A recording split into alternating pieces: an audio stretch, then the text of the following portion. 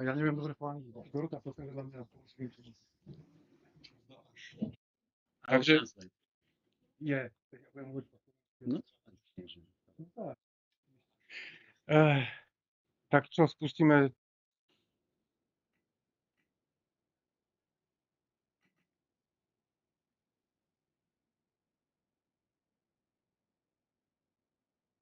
Hello. Hello, dear students. From the festival, Arch Festival One World. Hello, dear people abroad. Where is the camera? Here. We are very happy.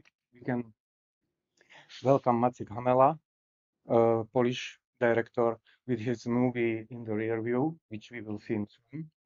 One technical note: the auditory in the Bratislava will see, of course, the movie on the screen. The people who are online can follow the chat.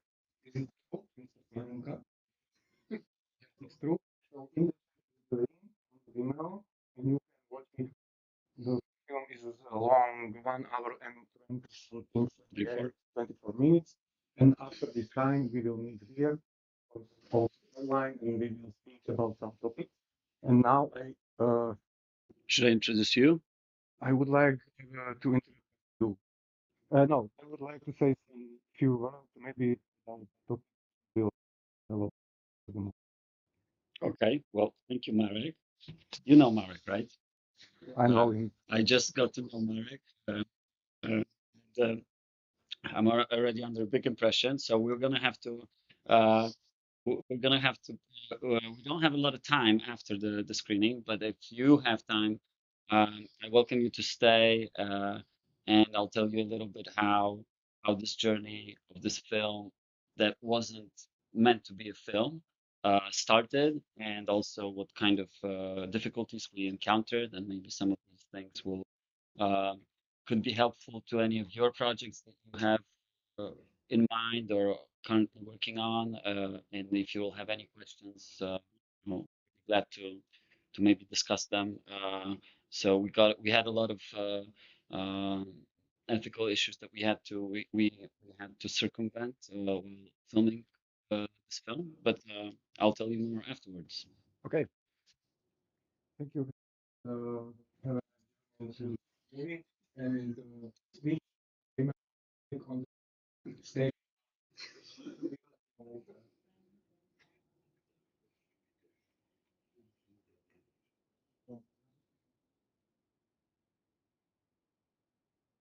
Daniel.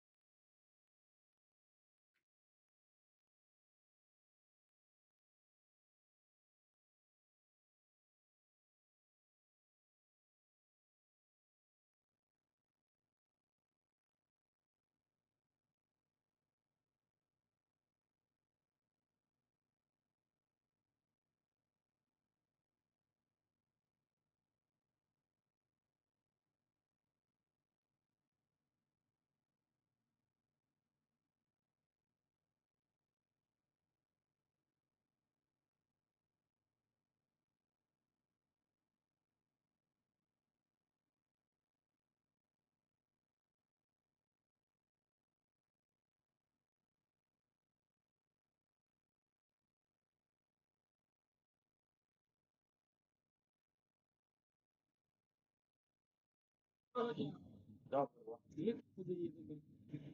Відсутня трохи. Будь ласка, ваша допомога.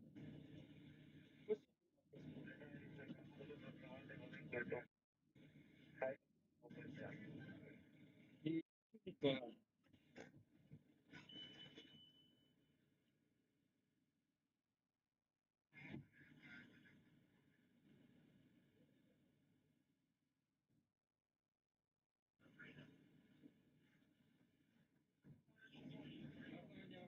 Дякую.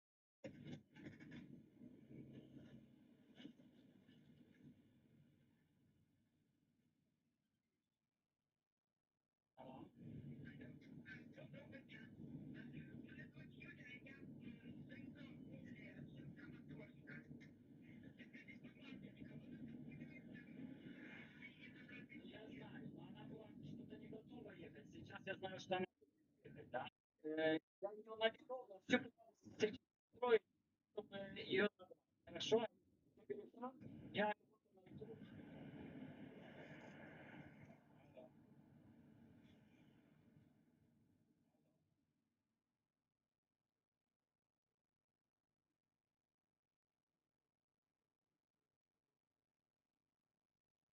Дітям ми ще не поїхали.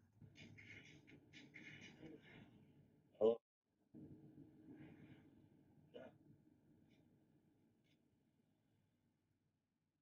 Да, да. Не.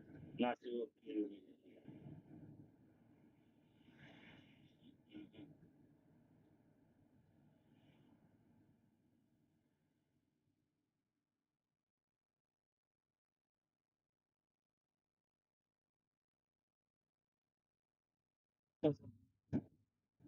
That's a spot.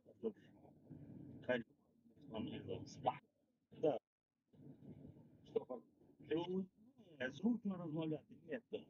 Ну, може, що предлагають. Ага, таке время. Да, да. Повне. Дома. Дома, знаєш, що на це.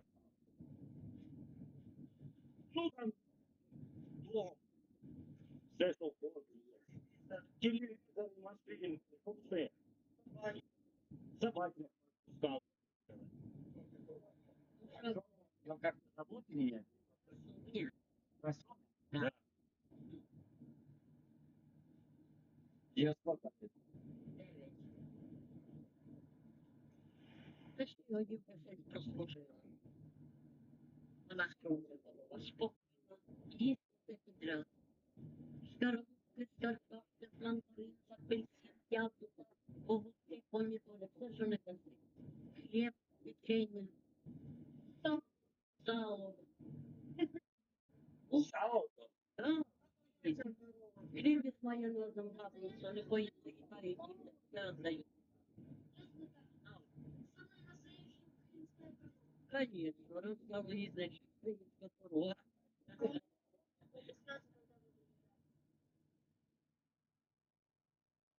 Да. Конечно.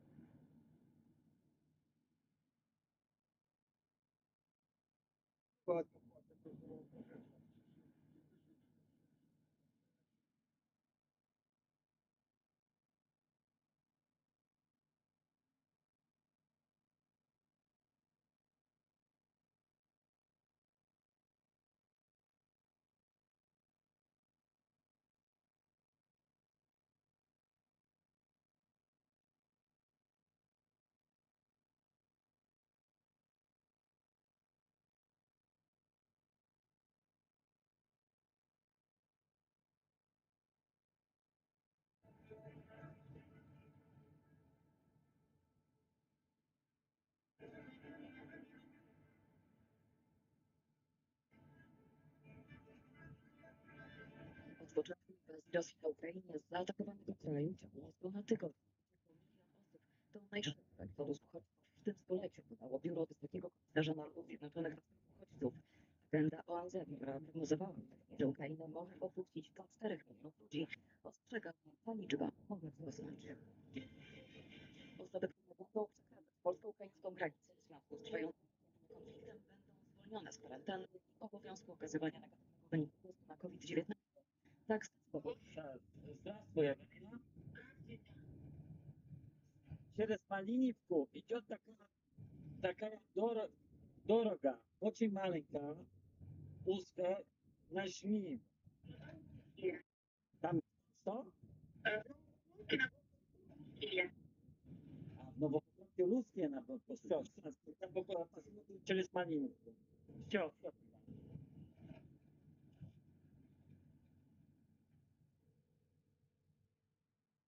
Тома. Алло. Да. Тебе скинули карту, До Чуева. да. Но сам Чигуев, он под контролем. Да? Он знает, что ты туда был чуть-чуть. В принципе, люди ездили. Вот этот маршрут, который Че-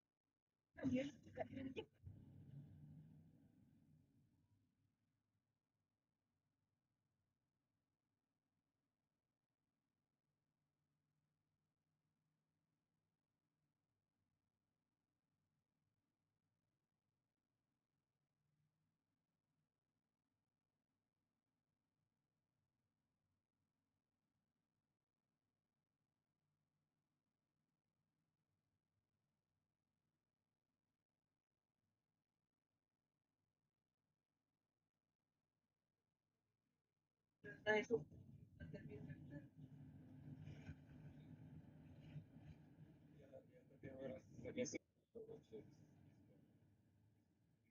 Пора. С тремя организациями волонтерскими я связывался, израильские, да, станки. Никто не смог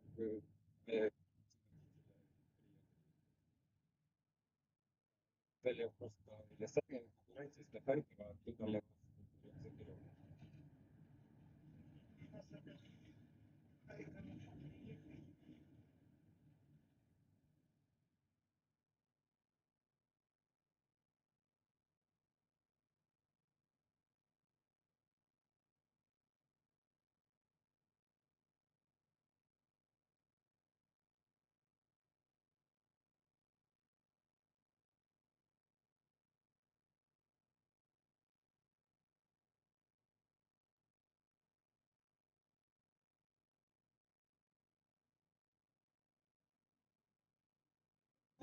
постоянно беспокоюсь.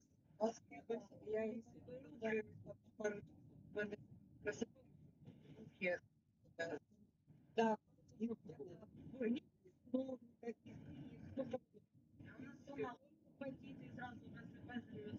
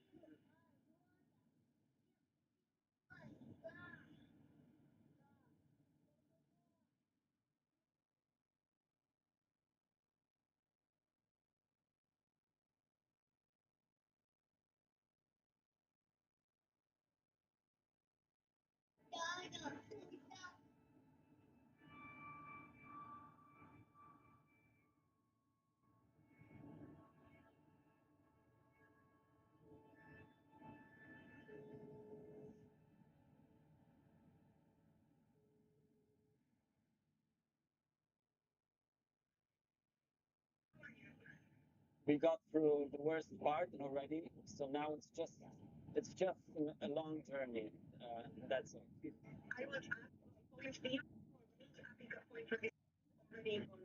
Okay, perfect. That sounds good. Ciao.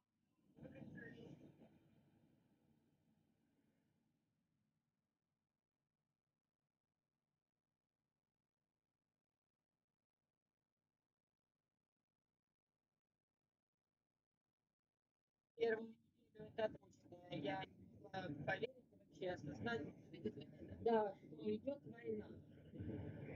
Как-то не верилось. А уже когда именно на территории Чукотки начался взрыв, там разбомбили, конечно, уже начинаешь осознавать, что это действительно война. Ну, а вы долго искали транспорт, чтобы...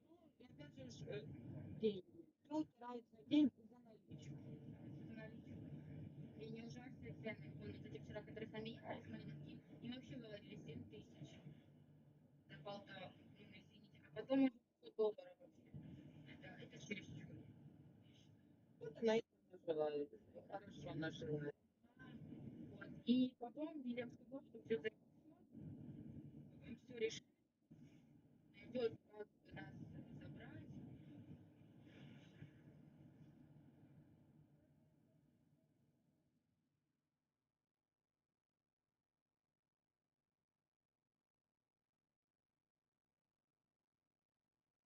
Я то есть с переводчиком общалась.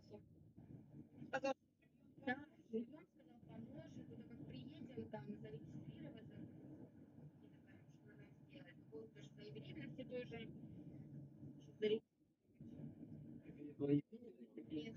Никогда Нет, даже... Потому что все переходит с... да. И вообще, я не знала даже, кто до момента, как началась война. Ему просто дали мои контакты, сказали разбираться. И все. А клиника закрылась, я уехала, не отвечает ничего. Думаю, ну нормально, так забеременела. Потом где что я буду делать. Просто хочется, что пошла на шагать, не хочу забить. Ну, эти кафе, мне очень хочется, чтобы не ходить после пандемии. И ремонт дома сделать после войны. Какой кафе? На кофейне, и чтобы там были тортики, знаете, тортилы оставить. Эти остатки на шпажке, чтобы люди могли попробовать, кто понравится, тот купить. Вот именно вот так. В этой программе чтобы открыть кафе. Нет. Мне нигде не хватит, чтобы сделать ремонт. Ну, я планирую 2 или 3 раза еще сходить, это, чтобы потом купить машину и все-таки как-то, что я вообще 12 лет хочу. Я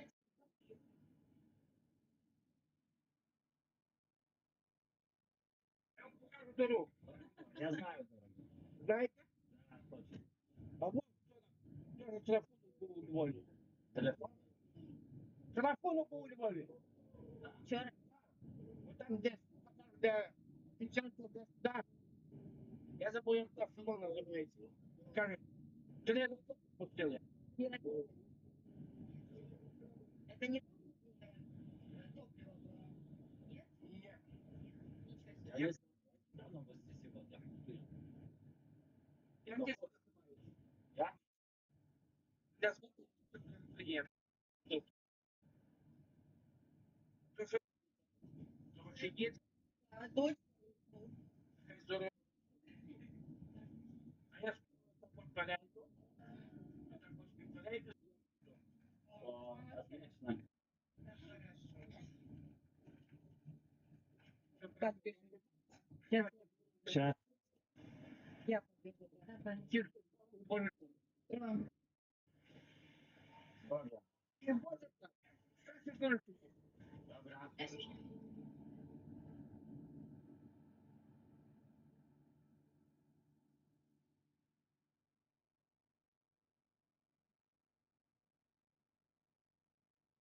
Я знаю, ну да, она всегда поехать.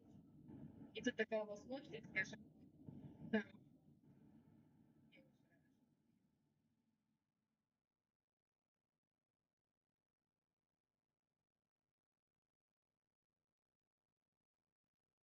Давайте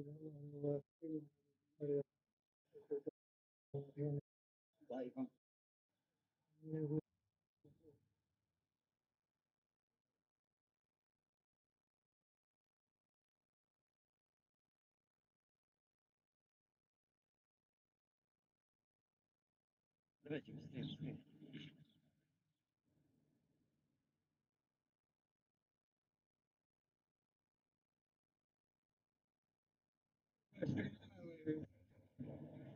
Самолет летал, эти бомбы бросал, кассетные. И только кассета тепло, и она я и, в общем, дочка забрала внуков, забрала маму, забрала младшую сестру, но они своим ходом ехали в машине. Как позвонила, чтобы это приехали. Вот опять звонят. Ну, опять будет через 5 минут. Ну, да.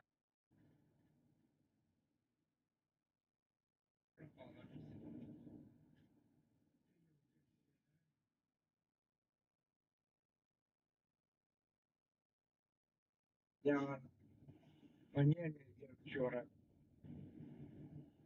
должны, а все-таки если тут будет так, кричать на меня.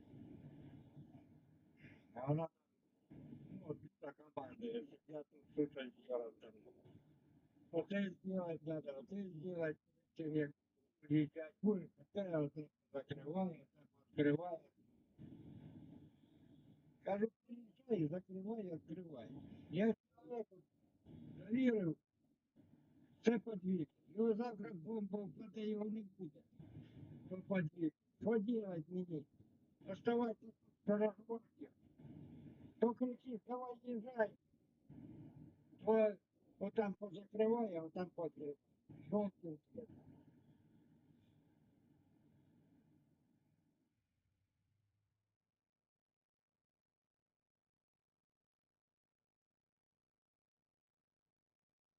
Нет, это у нас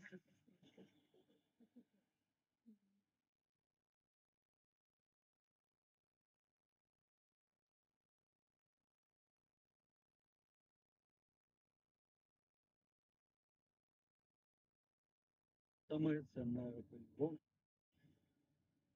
Все буде добре. Ну, я служу в армії. Так, в армії. Будьте обережні. Дивись, там будуть.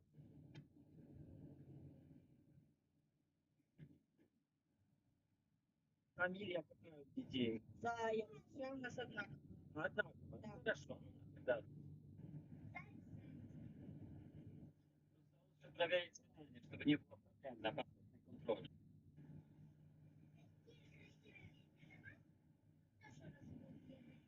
Раньше я сюда ездил, это со своей школы, с лагеря, так очень было тут красиво. А сейчас А как ты сейчас? Ты онлайн учишься? онлайн. Да? И это хорошо? И... Не, я лучше в школе. Мне нравилось в школе, потому что там больше общения с учителями приятнее когда так.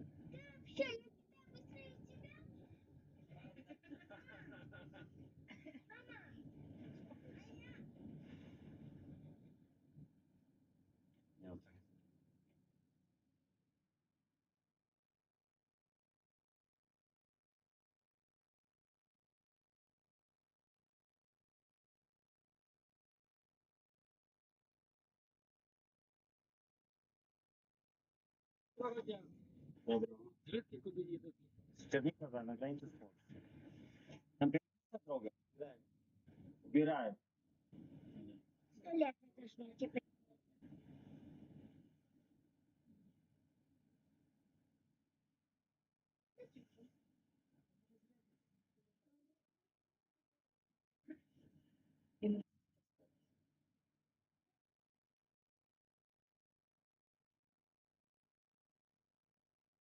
Я могу еще дольше продержаться. Я не знаю, у меня дождь. Нет.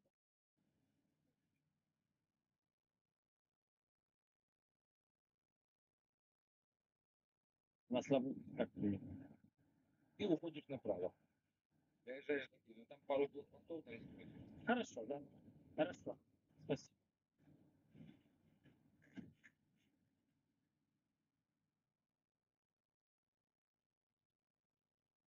Алло.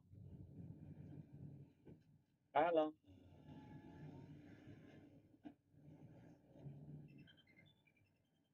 Алло. Алло. Да, слышно. Ну, слушайте, мы уже въехали и повернули направо на Карпивку. Значит, ну вы в Карповке самой или нет? А, ну вот. А как называется село? А почему тогда мы ехали в Карповку? Это просто непонятно.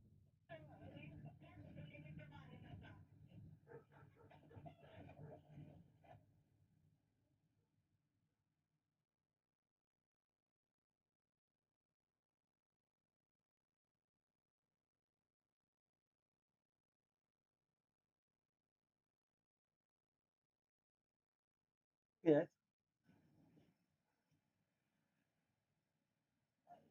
Вы вдвоем едете, да? Втроем. У нас нет мест на вас. Ой, Ула, это будет... ой.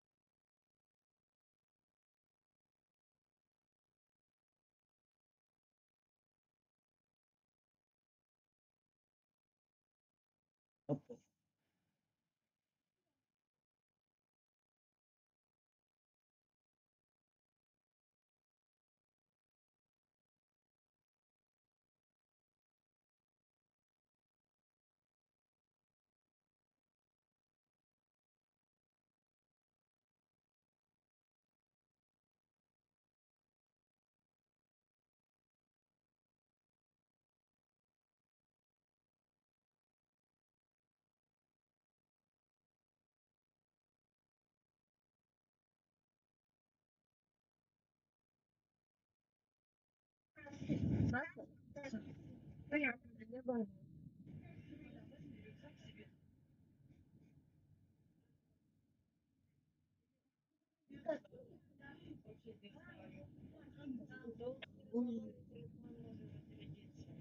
Не, вот это не сложно, он где-то тут у меня валяется. Да, добре, давай.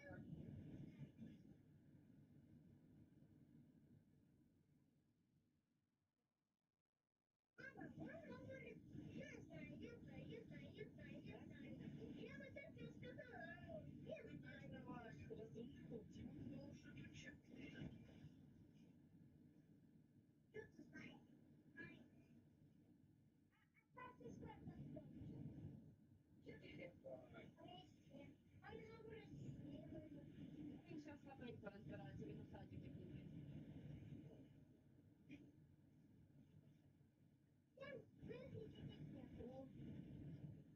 Что это за ящики? Хорошо, тут стояли. Они везде стояли, вот полностью отточили все. Получается, антибиотик.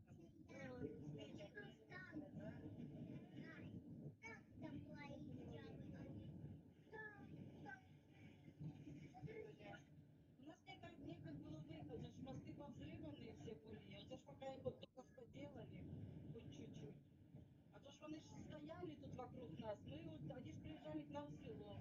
Мы ж как оккупанты были. Они нас заставляли гимн России спевать. Да, сняли наш прапор там в центре села, забрали нашего голову. И до сих пор его немає. Забрали нескольких хлопцев наших, которые были в теробороне стояли.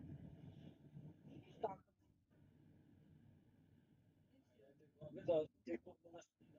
Не, еще их нету, и даже не знаем, где они, что они ищут.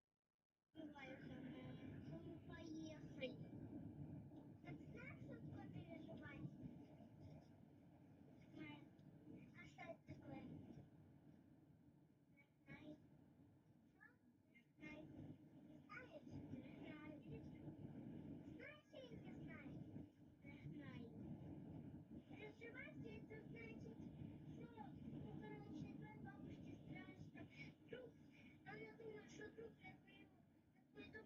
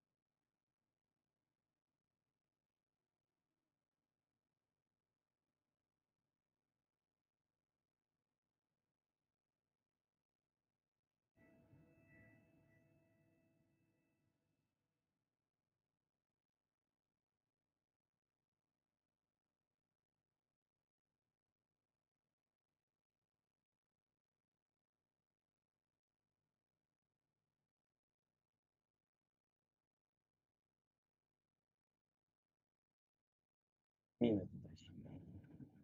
Связала.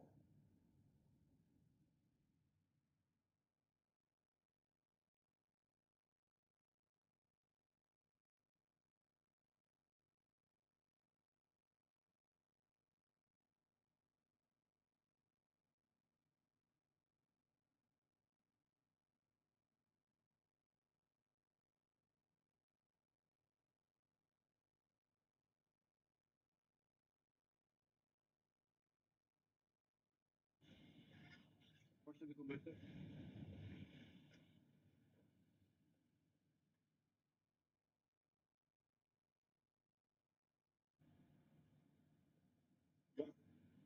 Ora, kto potrzebuje dокументи? Warszawa. To co Warszawa. Szukujemy. Mamy tutaj ludzi.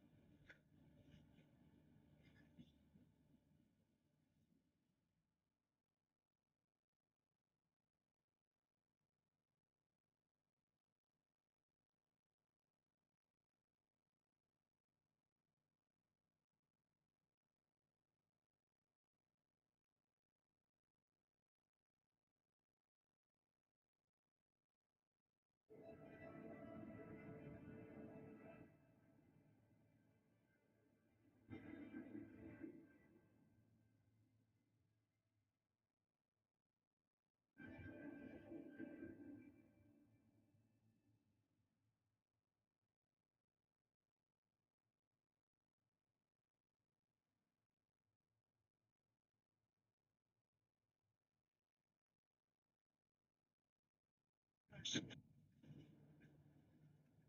Dziękuję. Proszę drogi. Dzięki. И в нашем доме 5 лет, 5 могил прям во дворе. Это соседи или это? Соседи, а скоро врачи, то есть убила сразу.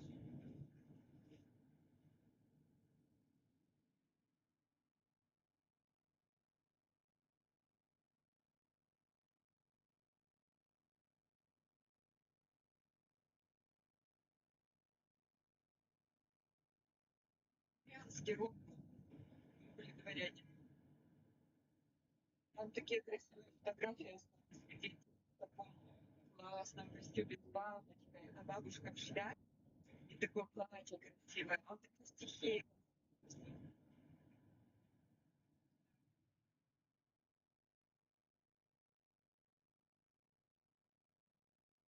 Бабушка путешественница.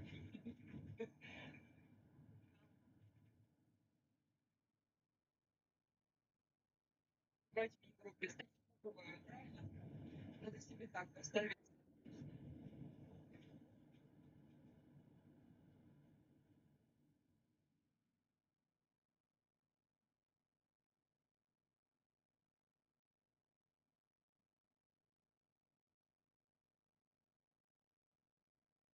Пусть это красиво.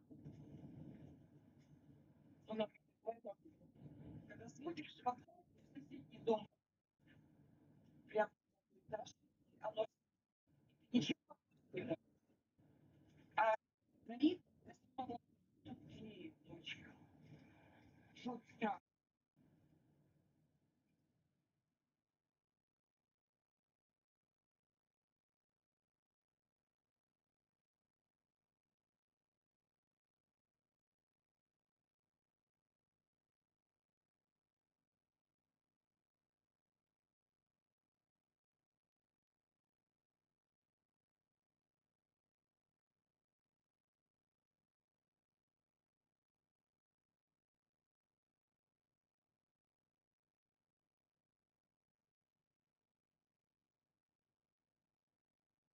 południu Ukrainy Mariupolu jest oblężony przez Rosjan. Trwają walki o zakłady Azovstal, jeden z największych w Europie kombinatów metalurgicznych. Sytuacja jest katastrofalna, chociaż niektórych mieszkańców udało się korytarzem humanitarnym. Walki ulicznych w mieście ostrzał utrudniają wydobycie ludzi z bocznym zbombardowanego portu. Uwięziono ponad 1000 osób, głównie Там пытки 37 года. Папик старец. Нам сказали, радуйтесь, что не расстреливают пока. Самое настоящее, это первый допрос. А потом уже ты дальше нормально. А как вы допрос? Ну просто, что мешок на тебя делают, садят на стул, накидывают ноги. И с первого раза только. А потом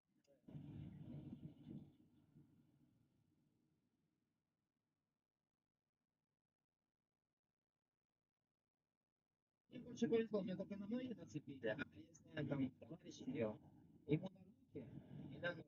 Вот тут еще плынет почему-то. Я даже не представляю, какие там ощущения. Ой, тогда будет решать, что это невозможно слышать. А ты слышала?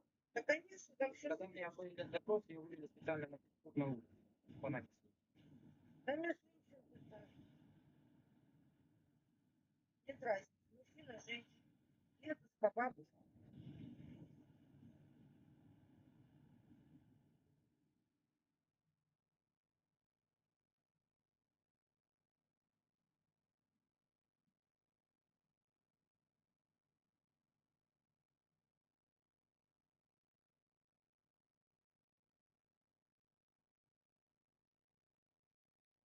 Да.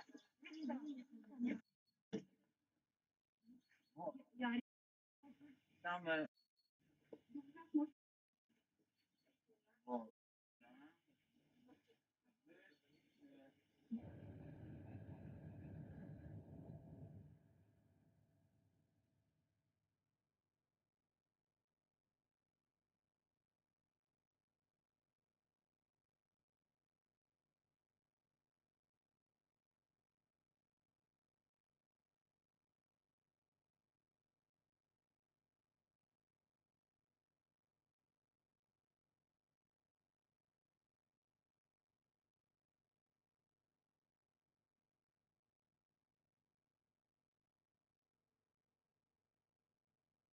Да.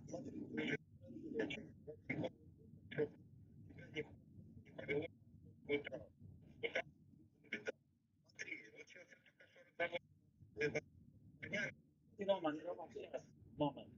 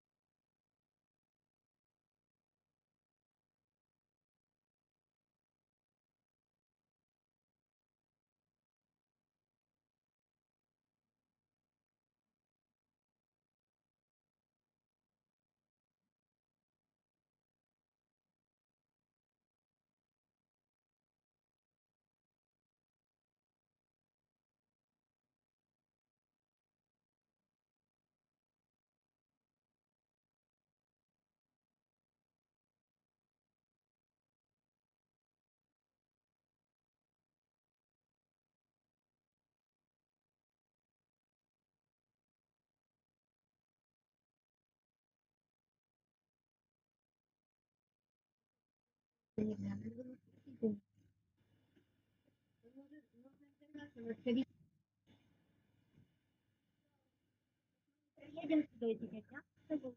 Чтобы ты сильно не забыл.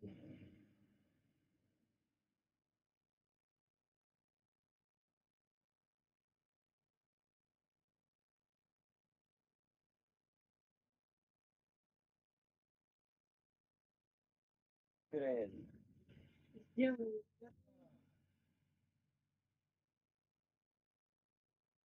Будем пробовать.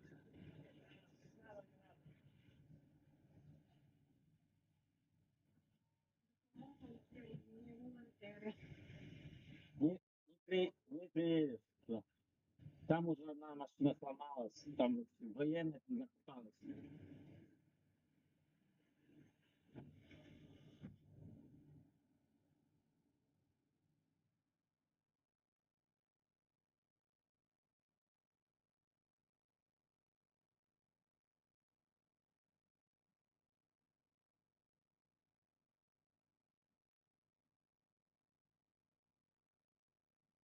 Когда война началась, только мы выехали. А мы не могли. Пока они не ушли. Не было возможности выехать. Мы не могли выехать, мы оккупированы. У нас стоял блокпост за селом, так они людям автоматы приставляли.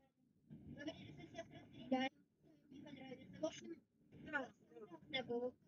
Была ситуация такая, что изнасиловали там девушку. Больница. Вас вселяют? Коротнее. Гуманитарная. Она не захотела.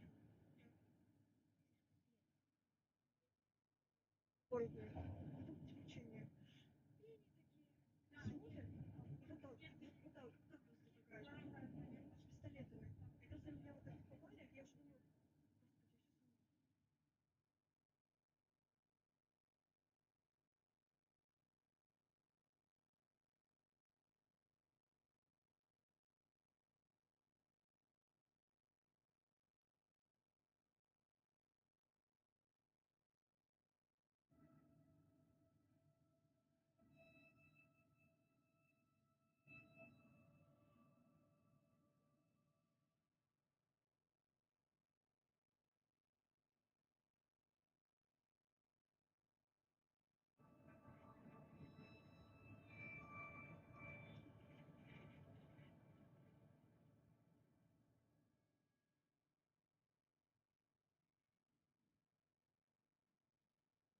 Коридори з евакуації людей сьогодні не працюватимуть.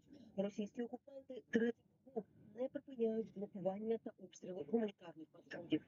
Тривають перемовини про можливість евакуюватися жителя Херсонщини та Харківської. В Київській області з початку російського вторгнення зафіксовано 3050 кримінальних проваджень щодо злочинів, вчинених окупантами. Виявлено і розглянуто 720 тіл загиблих мирних людей. Понад 200 осіб вважають безвісти.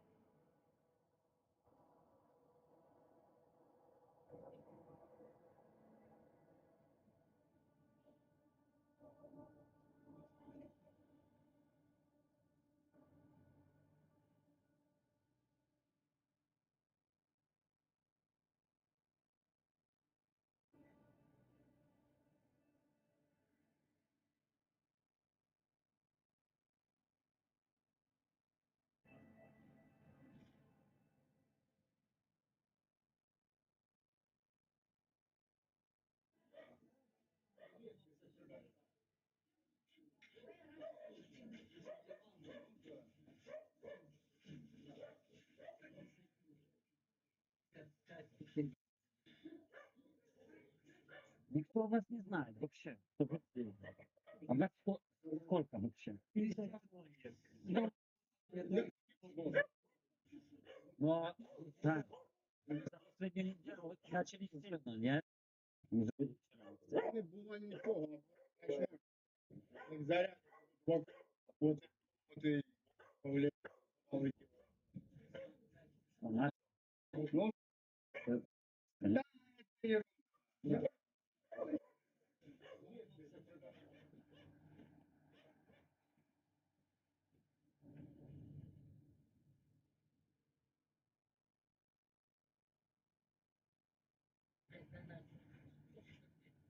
У нас такое впечатление, что мы скелет.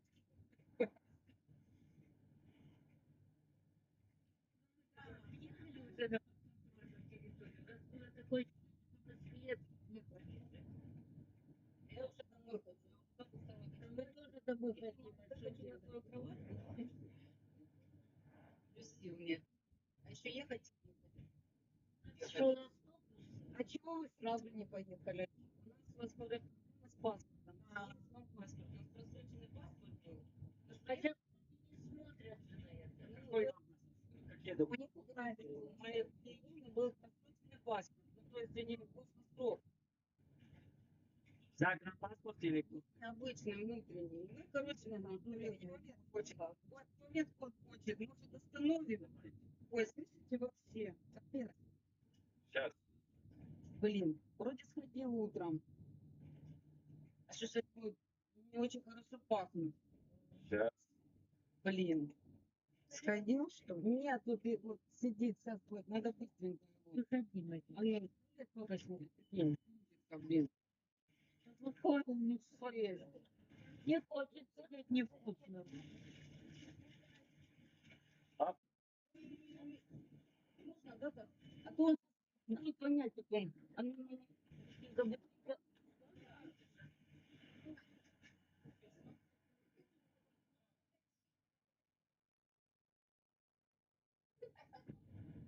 Так и Колин тоже выпрашивала соседей, что продали обе кошки. Потому что некуда уже все поел, купить негде. А у нас только есть кофе. Уже неделю он там 11 в квартире. Паладина. Ой, не дай бог. А Я вы такой А вы сколько дней в Мариуполе были? Он сначала. Мы попали поступили месяц, как война началась. Да. И потом меня папа просто с другого района Бажова. У него это в Донецкого отправили, ампутировали ему пальцы там. Что мам говорит? Пальцы на руках. Он горел дом, и он туда пошел за мамой. Мама у меня сгорела в квартире, но она своей смертью умерла, и он не успел ее похоронить, и она там сидела, он, видать, пошел ее спасать, и сам весь в ожогах, руки все у него вообще там было. И он ко мне пришел, и мне пришлось из подвала выйти, чтобы его как бы ухаживать за ним. Правда, очень тяжело было вообще. Я еле-еле его на операцию отправила у нас там в Мариуполе. А потом, конечно, его отправили в Донецк, чтобы осложнений не было. И он до сих пор там лежит уже вот такого 7 апреля, он до сих пор там ожоговый. А маму тоже, говорю, спрашивала, тоже, где же, говорю, как его, куда, как, где похоронили. ДНР забрали, а где похоронили, неизвестно. Тоже надо будет выяснять. Не знаю, справку какую-то, хоть на могилку куда-то приходить. Короче, не дали не попрощаться, ни вообще ничего не дали.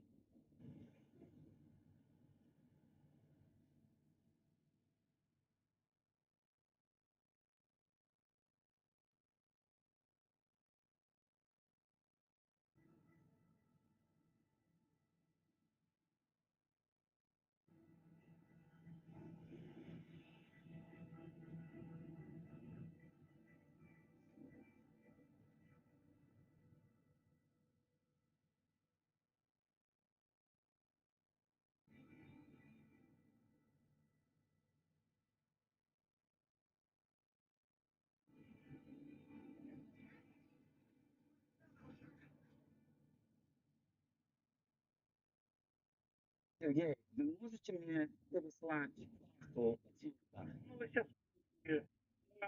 не даете. Я просто мы разговаривали, я сказал, что должна быть медицинская машина. Я просто волонтер, а не скорая помощь.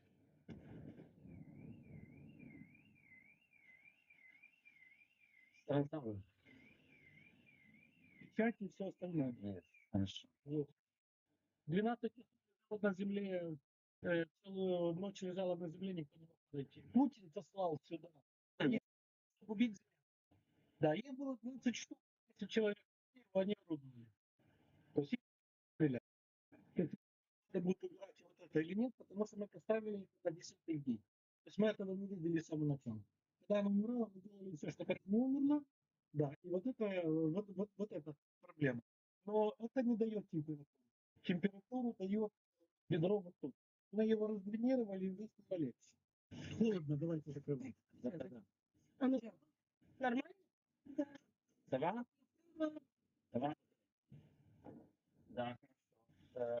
Обед как это работает? Ножницы вырезали, там отклеил. Да? Ножницами вырезали, да, и приклеили. А, Да, да, и вы сняли, да, тут не проблема. Да. Non, non, c'est un physicien. Oui, c'est la physicien qui en a. Moi, c'est des qui Des États Kinshasa. Alors, alors, c'est un эксперимент. Я просто уточнил с другой стороны, как это выглядит. Но я говорил, что мы не даем границ, и нам нужна скорость, чтобы нас встретить в миру и отправить на кордон.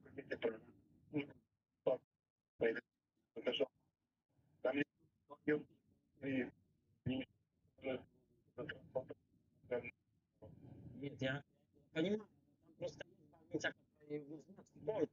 Ситуация есть интересная. Alors,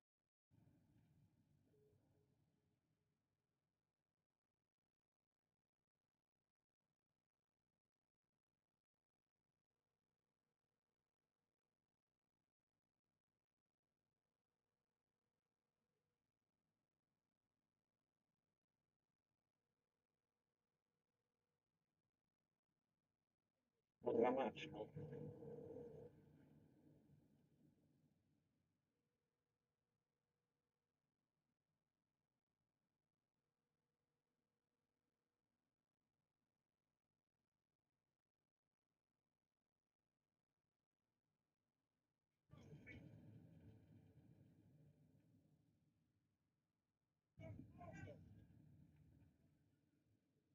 Спокойнее, но испытала я в Варшаве. Я понимаю, что это все. Раньше не пустила, но показывали там. Пустила, я сказал,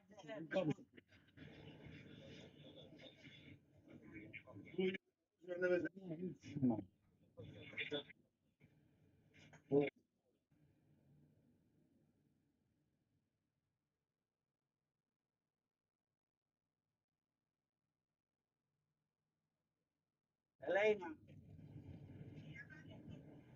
no, listen, I have a quick thing. I'm bringing back a person from Congo and her family. They didn't organize anything. I need a hospital in Berlin that will take her in. I got her medical costs, I got her x-rays. I'll send it over in a second, okay?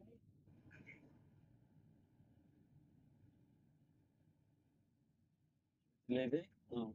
Non, c'est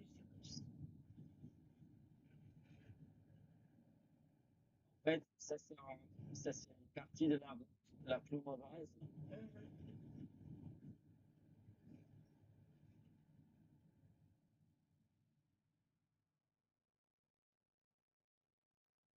Tu fais des cours en ukrainien? oui. Je crois que je vais la faire. Regarde, la route là, c'est mieux. Mais si tu veux t'asseoir, je peux t'aider avec le cours.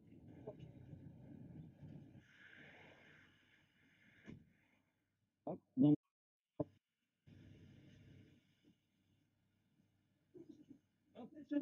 ah, c'est mieux? Ok, parfait. Moi, je vais te l'entendre. Comment? Encore? Ok. Parfait.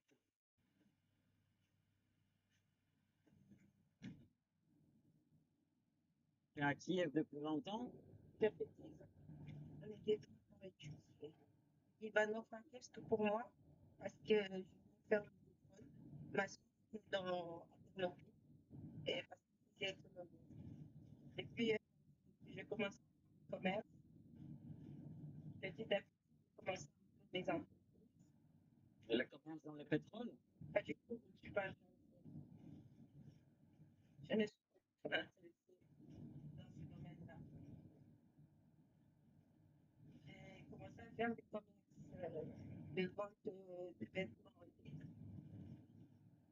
et j'ai ouvert une boutique pour vendre des produits africains.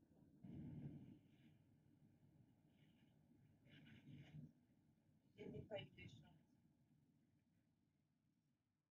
comment ça s'est passé en Je avec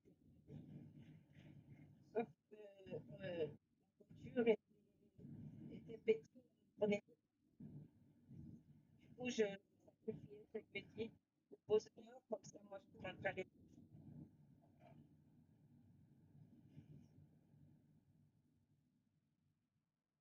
On nous a proposé, un chauffeur nous a proposé de nous payer pour que puisse nous emmener jusqu'à la frontière.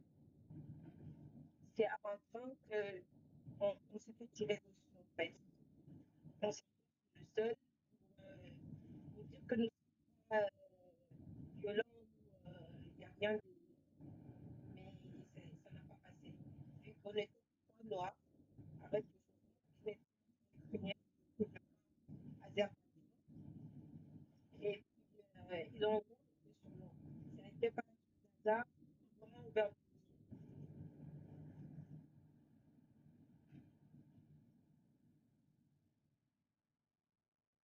la jambe, au centre de mon. Mais après, derrière, il y a encore une balle qui a allongée dans mon. Qui était dans mes potes. Elle est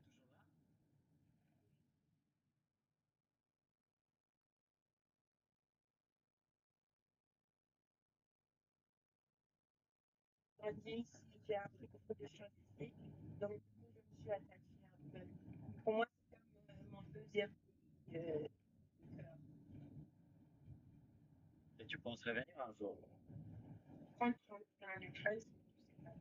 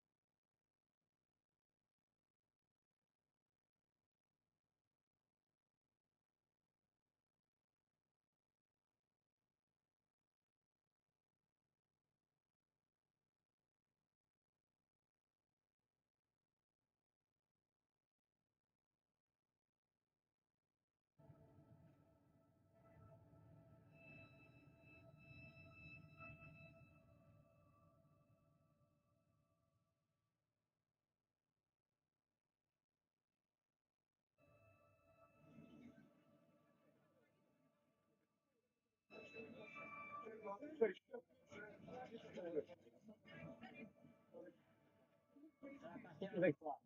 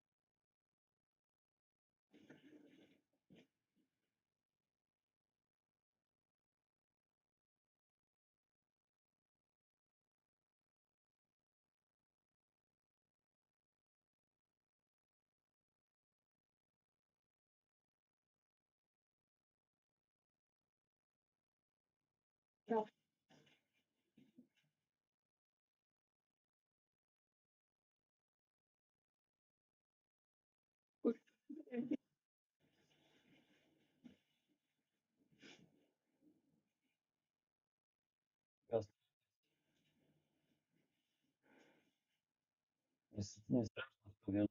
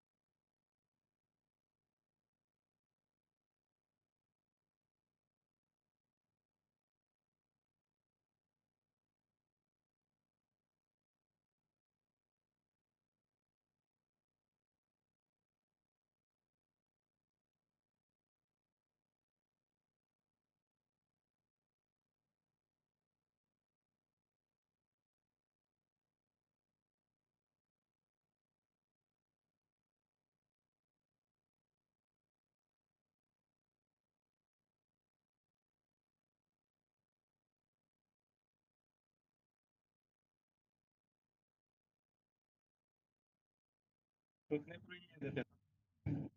красиво.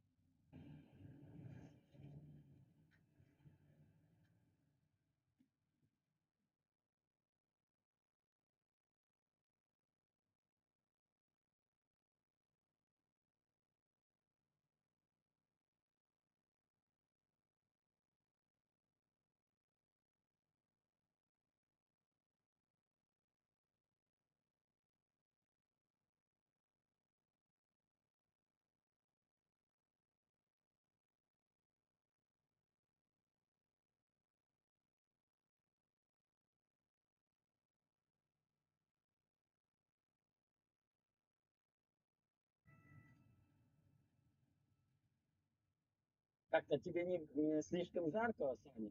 В этой комнате? М?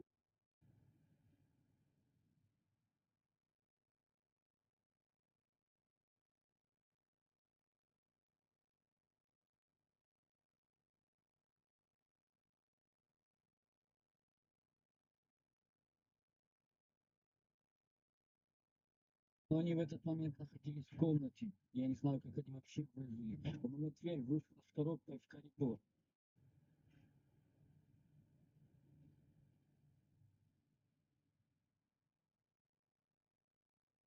Коробкой вышла, и потому что часть...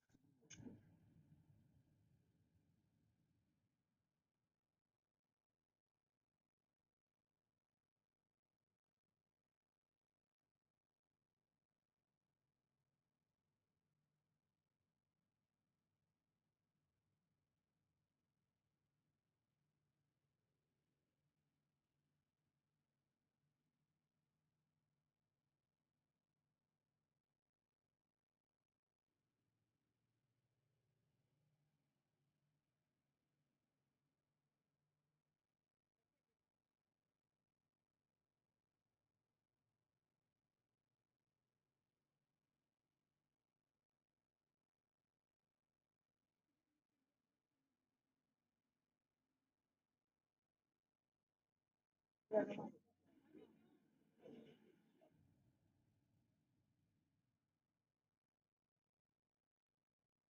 добраться в любое место в Польшу или как? Не важно.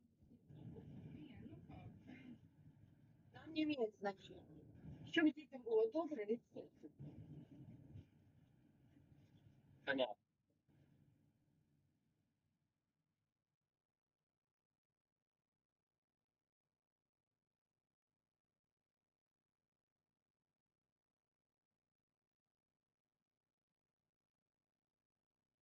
А как тебя зовут?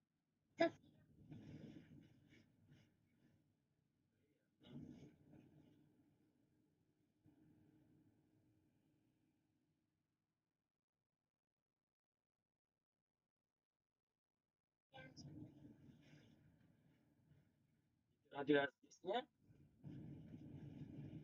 Вот это.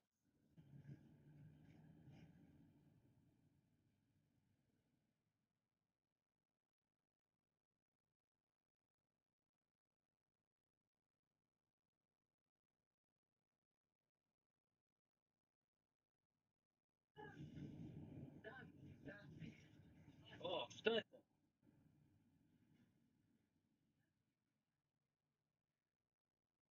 Мама, да, ты телефон.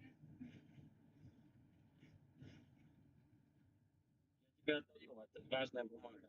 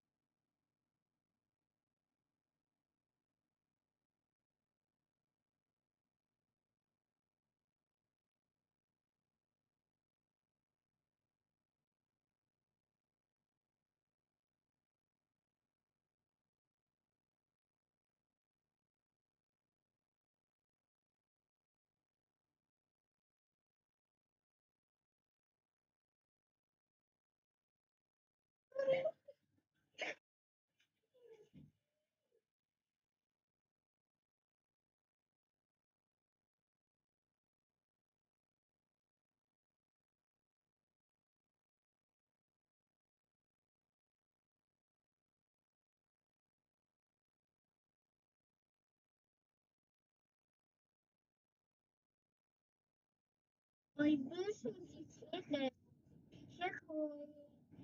спили, чего ж вы носили?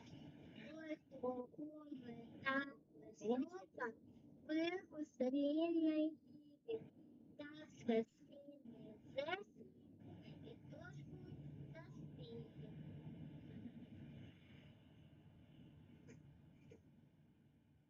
Смотри.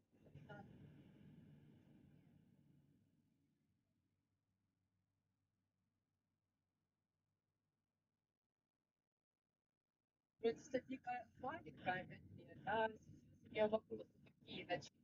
Мама, а когда ты была маленькая, ты на тоже была? О. Потом, ну вот лежит, например, она потом слезы накипела и говорит, мама, а когда Кирилл вырастет, станет взрослым дядей, он будет не военным, чтобы идти воевать, а вдруг он умрет. А их вот Она льгот у нее вечная проблема. Мама, я слышала что-то, это ведь. А если не будет денег на нас, а что с нами будет?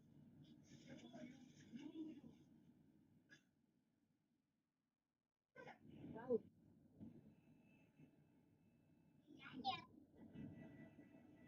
Спряталась.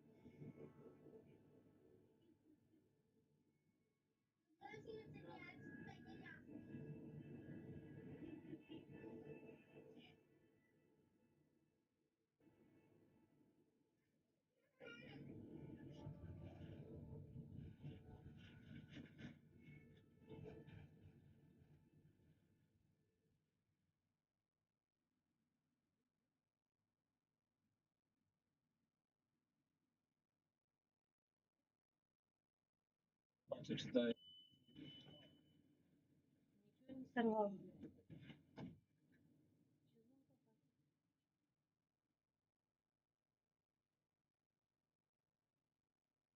Окей. Слава Богу.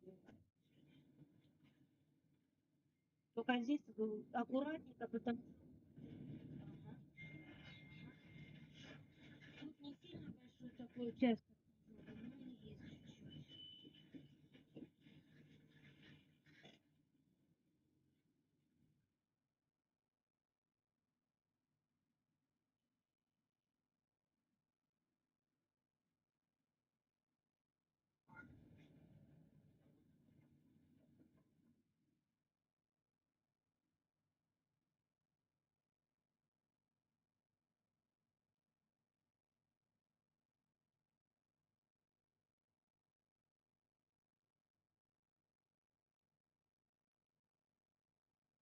Такие нервы надо иметь, чтобы не хотеть этих всех. Особенно больно обидно, когда они останавливаются, находятся в машине, грубо говоря. Как вы себя чувствуете? Вам хорошо? У вас все в порядке? У вас все нормально? Мальчика так одного снега, так на отъезд. Проехали 23 поста, мы проехали, уже как бы сравнились, чуть-чуть успокоились. И все именно так нам, ребят всех высадили. Ну, 5 мальчиков проверили, пропустили, а одного хлопца не пропустили. У него был рюкзачок, в рюкзаке были носки, футболка, сеточка с, ну, мыльная рыба, как говорится, умыться, помыться, побриться, там такое. Телефон и, по-моему, мастер, да, и все. Больше ничего у него не было. Они смотрели, нас подержали 45 минут, а потом мальчика забрали, увели в нас, там баллон стоит, видно, какой-то старший там сидит. Его пододели, дали оружие, и он бедный так плакал, прям на посту его переодевали, его раздевали прям на посту. И получается, мы едем, мы на него смотрим, а он на наш автобус начинает плакать.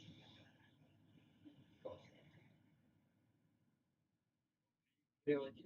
Да, его переодели в русскую военную форму, дали ему автомат, сказали, все, ты теперь с нами. Как бы, это смешно не звучало, в тот момент все очень плакали.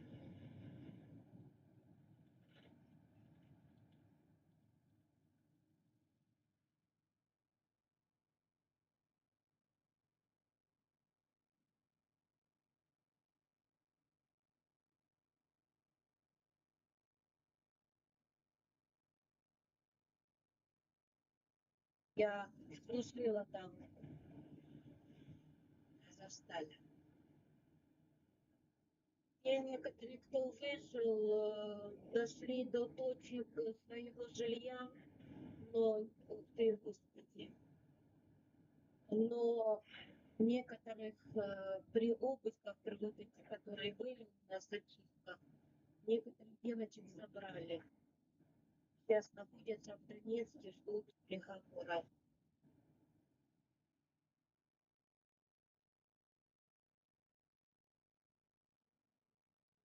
Казахстане многие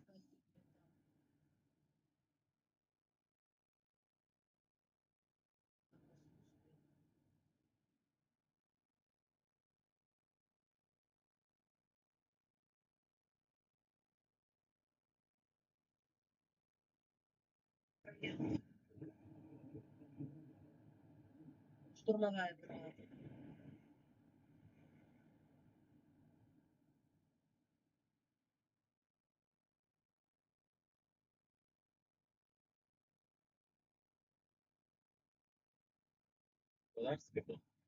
Да, он там и остался. Спасибо.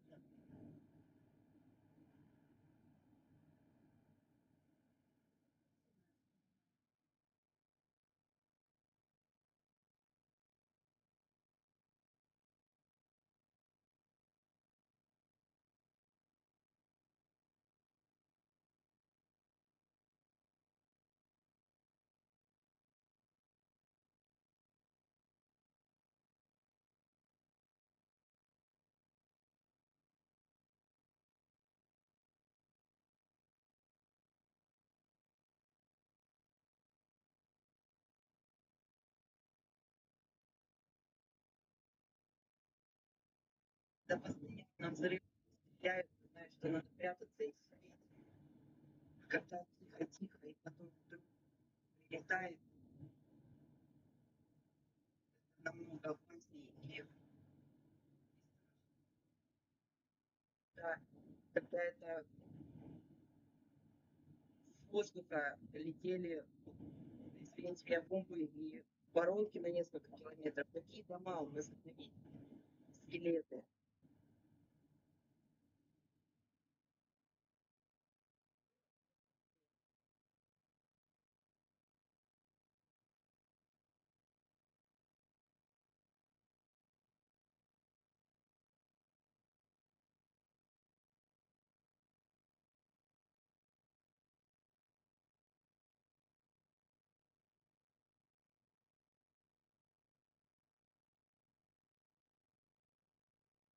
Это взрыв?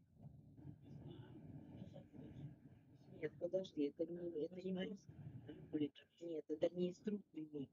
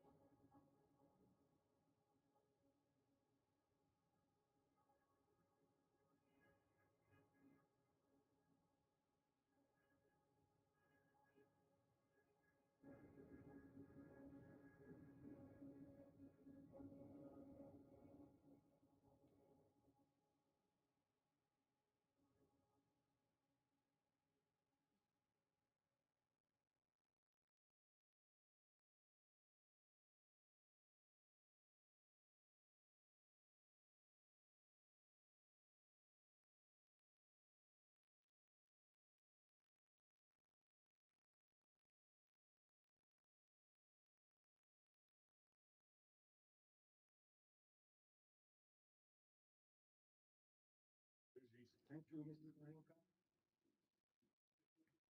Na ty voliče pravděpodobně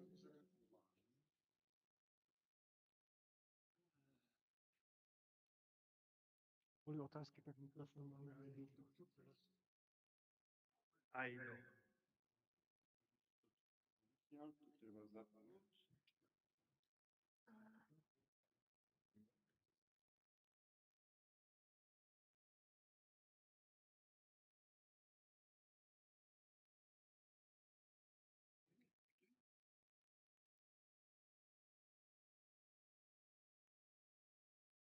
Mute.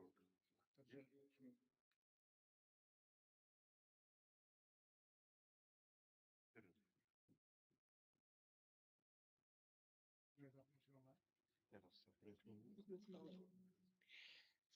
so floor is yours.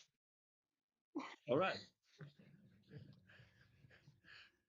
Your Excellency, floor is yours. It's from my mouth. Your So president. English or Slovak? English. Well, everybody, thank you for joining us. People. We know what's going on in Ukraine. We know it's horrible, and still it's very important to see or to experience again and again how bad it is for the people, for the children, for the innocent people. How how what's the feeling of the world. So now it's your turn. All right. So feel free if you have any questions to interrupt me. I thought I'm going to tell you a little bit at the beginning about how this film started, because it's not a very ordinary background.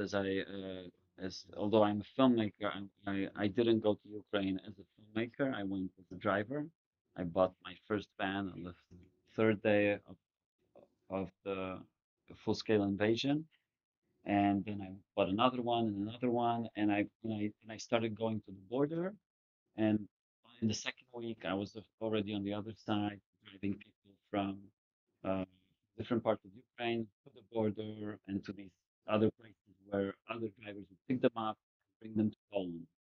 And at that point, I wasn't really thinking about doing any film work. I was actually um, I I interrupted my film that I was working on the Polish Belarusian border. I don't know if any of you know what's going on in Poland, but we had just before the invasion started, we had this mm, very conflictuous situation on the Polish-Belarusian border, where a lot of migrants and refugees were being transported by the Belarusian police from Minsk to the border, and then they were pushed through across to Poland, where the Polish border guards wouldn't let them in. They would catch them in the forest and bring them back to Belarus, which resulted in several deaths,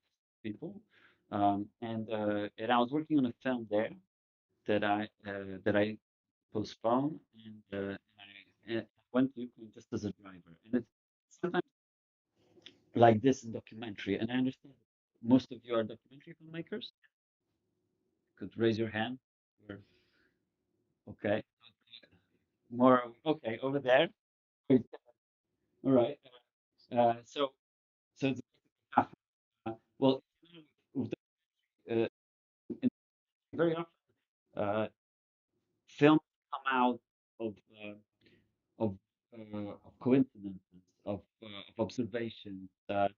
When you're writing features, you have the time to really develop your ideas in your head, even though sometimes they're very often inspired by life, but you have the time to put it all on paper, prepare, write, see. And the very very comes in a, from pure coincidence. And this is what happened here. Is I was driving the car like you see in the film, and and I knew that these conversations that were happening at the very beginning, in the first week, there was something extraordinary because it was the first people who were coming out of occupation zones, and they were uh, really eager to tell their stories. Like I've never seen people who really to tell me what they went through, and uh, they and sometimes they would tell me, just make sure you tell our story to others, like so people know what's what's doing right and and this all happened without, and I was alone.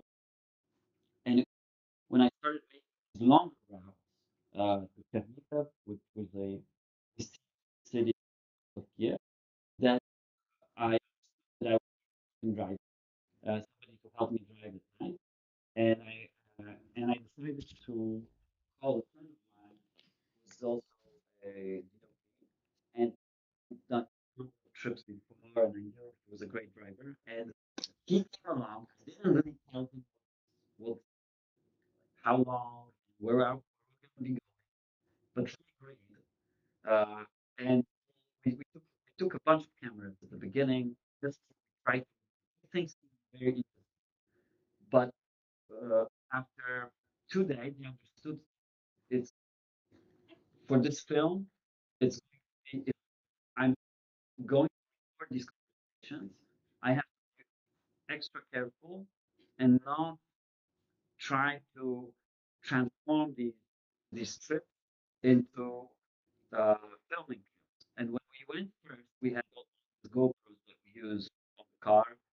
We basically rigged the whole car because everything's interesting.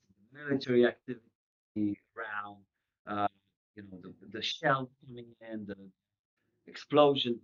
For somebody who was forcible, that hasn't seen any of that since Second World War, and it was the first experience of a real combat zone, and it seemed all out of this world and very interesting. But uh, I realized that when we have all these cameras on the car, we are basically a moving film set, and people who are walking into this car, they might feel threat these cameras and might not they might raise questions about their intention. Are we there to document them, or are we there to film them, or is it the exact, or how does it work?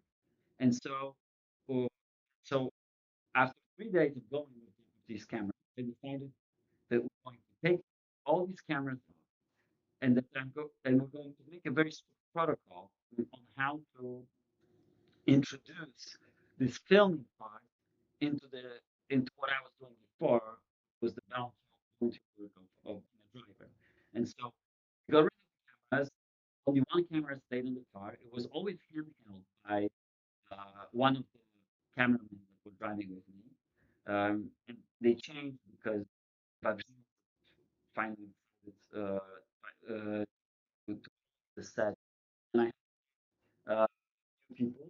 But there was always somebody sitting next to me holding the camera, and the, the important thing was when I stood there to tell people ahead of that there is going to be a camera present in the van.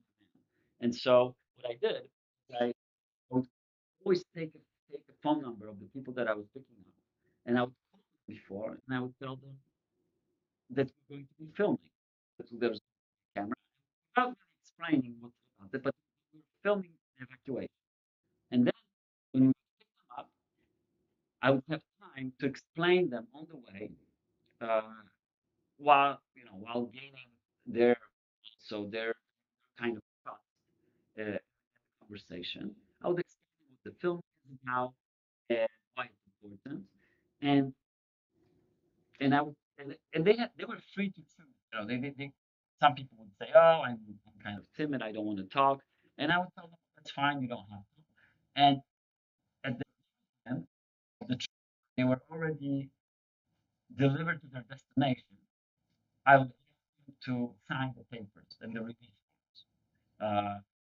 So that it just that's the only way we can really make this film properly is when we don't make it transactional. So that these coming here to evacuate you, and please sign the papers because at the same time we're filming. They were free to choose if they want to sign or not, and we had a case of people who were hesitating, and we just decided, okay, well, you don't sign. We have have so many stories anyway. You're just not going to be part of this of the. And what was extraordinary is that, and it's really, we in documentary filmmaking, we talk how cameras, how you have to make the camera invisible, especially in observational documentary. How do you do it? Like you hide the soundman, or you don't take the soundman, or you get the sound with a full microphone, or you need to like you have all these. I don't know if you have these talks of like never work with a GOP who likes to talk, or a lot of methods. Some are very harsh on some people on how to be, how to work in small crews without which are able to disappear very well and blend into the surroundings. And here, what I found out is that the camera, which is, and you see in the film, the camera is very close to the protagonist. It's a big camera also. It was a 6K Z cam. It's very close.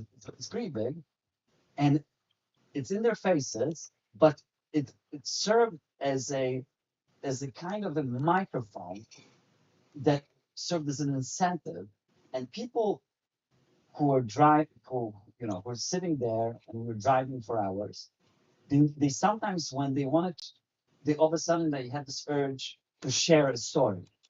Some of these people would have this urge from from the get-go, and some of these people we had to travel a little bit, talk a little bit for them to start really telling something out of their gut.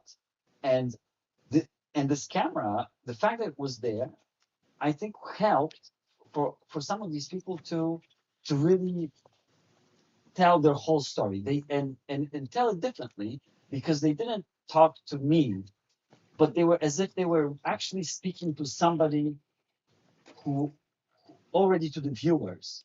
And I noticed that when we talked at the very end, and they would say, Maciek, I would write, I'd sign anything, like anything you write, you give to me, I'd sign because we really, we think our stories need to be told around the world. Like it's so necessary to talk about Ukraine. It was especially in the 22.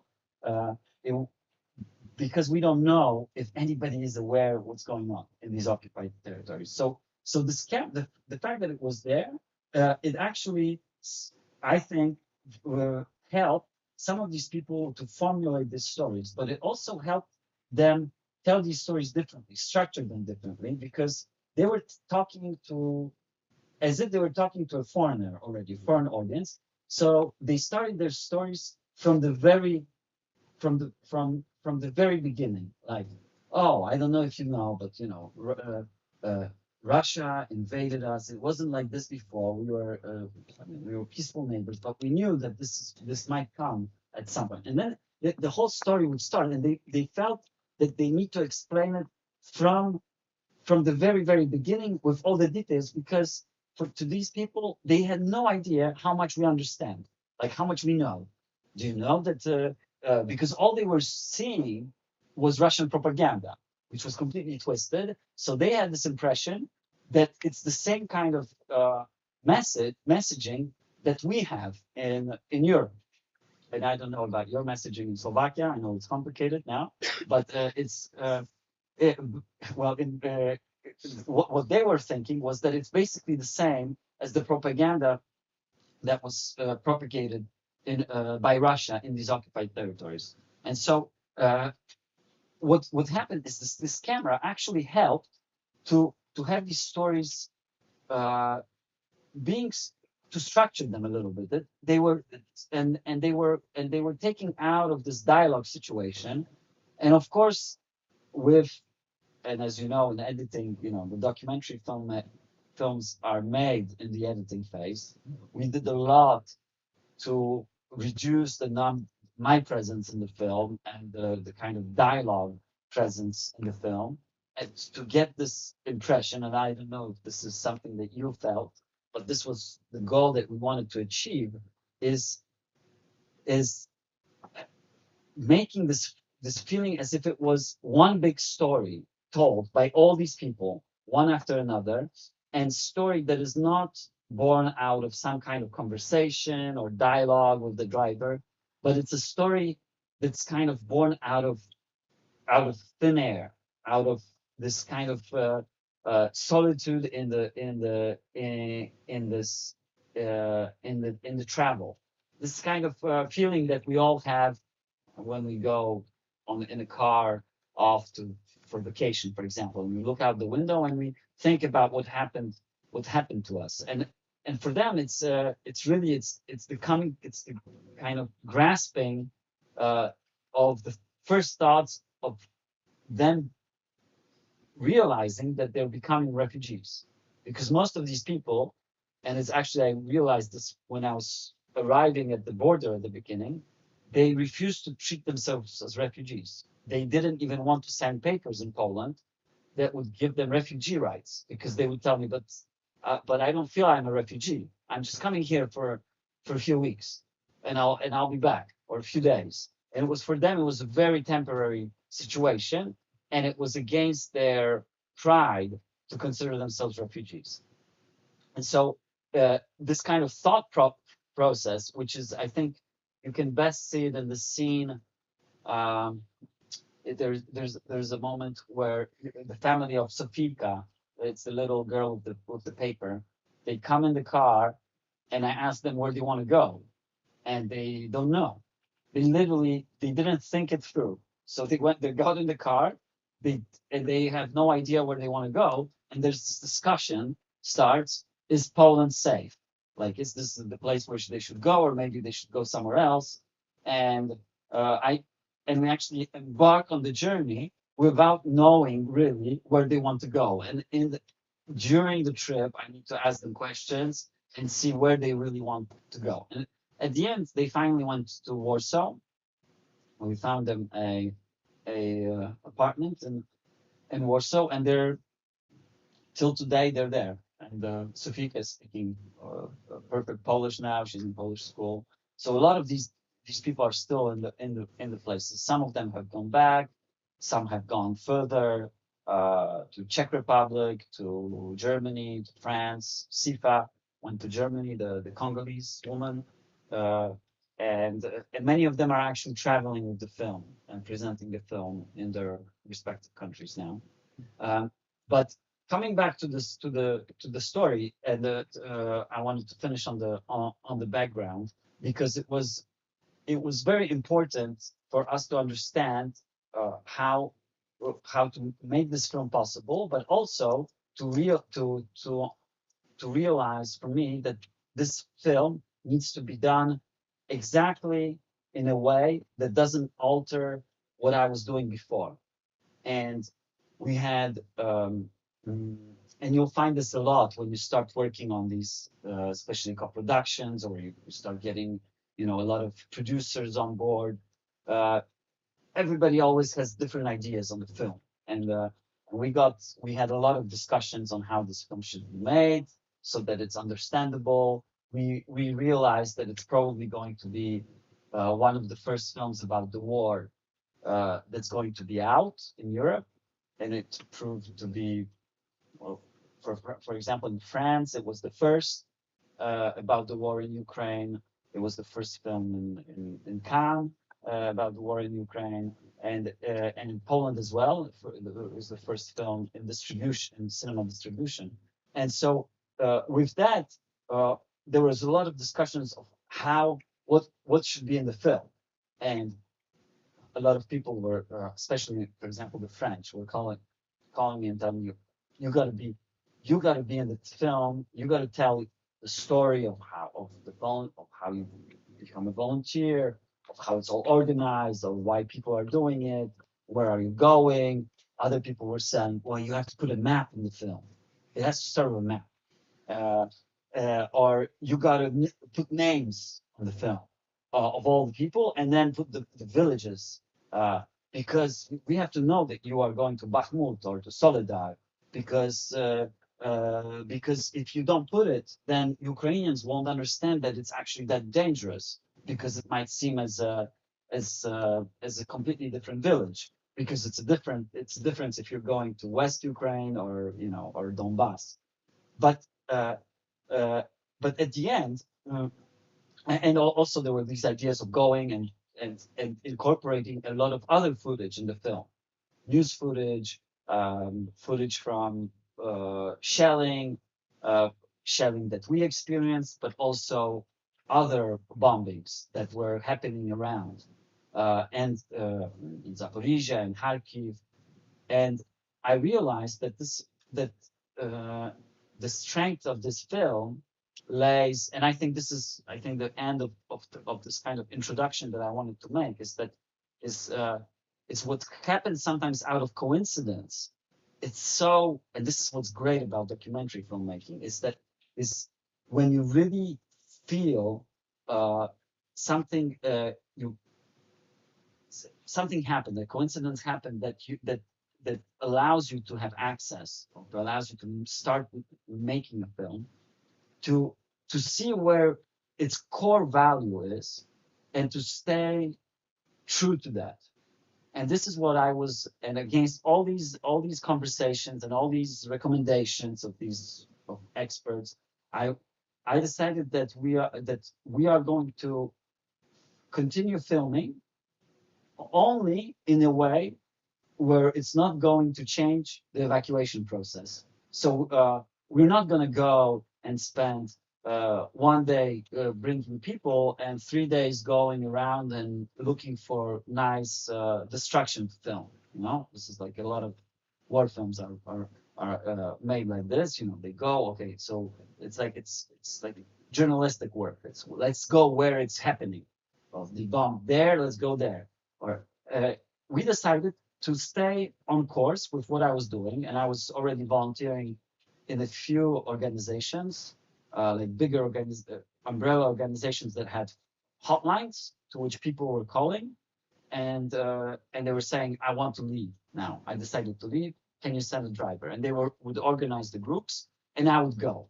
And I was the only driver for this biggest Ukrainian organization. I was the only driver in the Donbass for 2 months. I worked for an American organization as well, but also we organized some of these people by ourselves. But the thing is that I understood that all we're going to shoot is the pickups, the road, and the deliveries. And this is how I want the film to stay. I don't want any foreign elements in it. At the end, there's one sequence that breaks this in the film, and it's a short sequence of still images. But really, this is what, and I think at the end it proved more powerful, is that you are contained in this car throughout the film. I don't know if you've noticed. Only a few times do we really exit the car in the film. It gives a little bit of the air, and we thought it was necessary while editing to give this air, but we don't really leave the car much. And this is together with this kind of ethical protocol that I told you at the beginning. These were the two major decisions that made this film possible, and that really shaped its form at the end, which was, to many people when I was pitching it, and for example, we were refused financing. I basically auto-financed this film until post-production, when we got Polish film fund. That we didn't get any French funds on board. They were saying this film is going to be too boring, all in a car, that's been done, not original, boring, and we couldn't. And we basically stopped after that. The TVs we had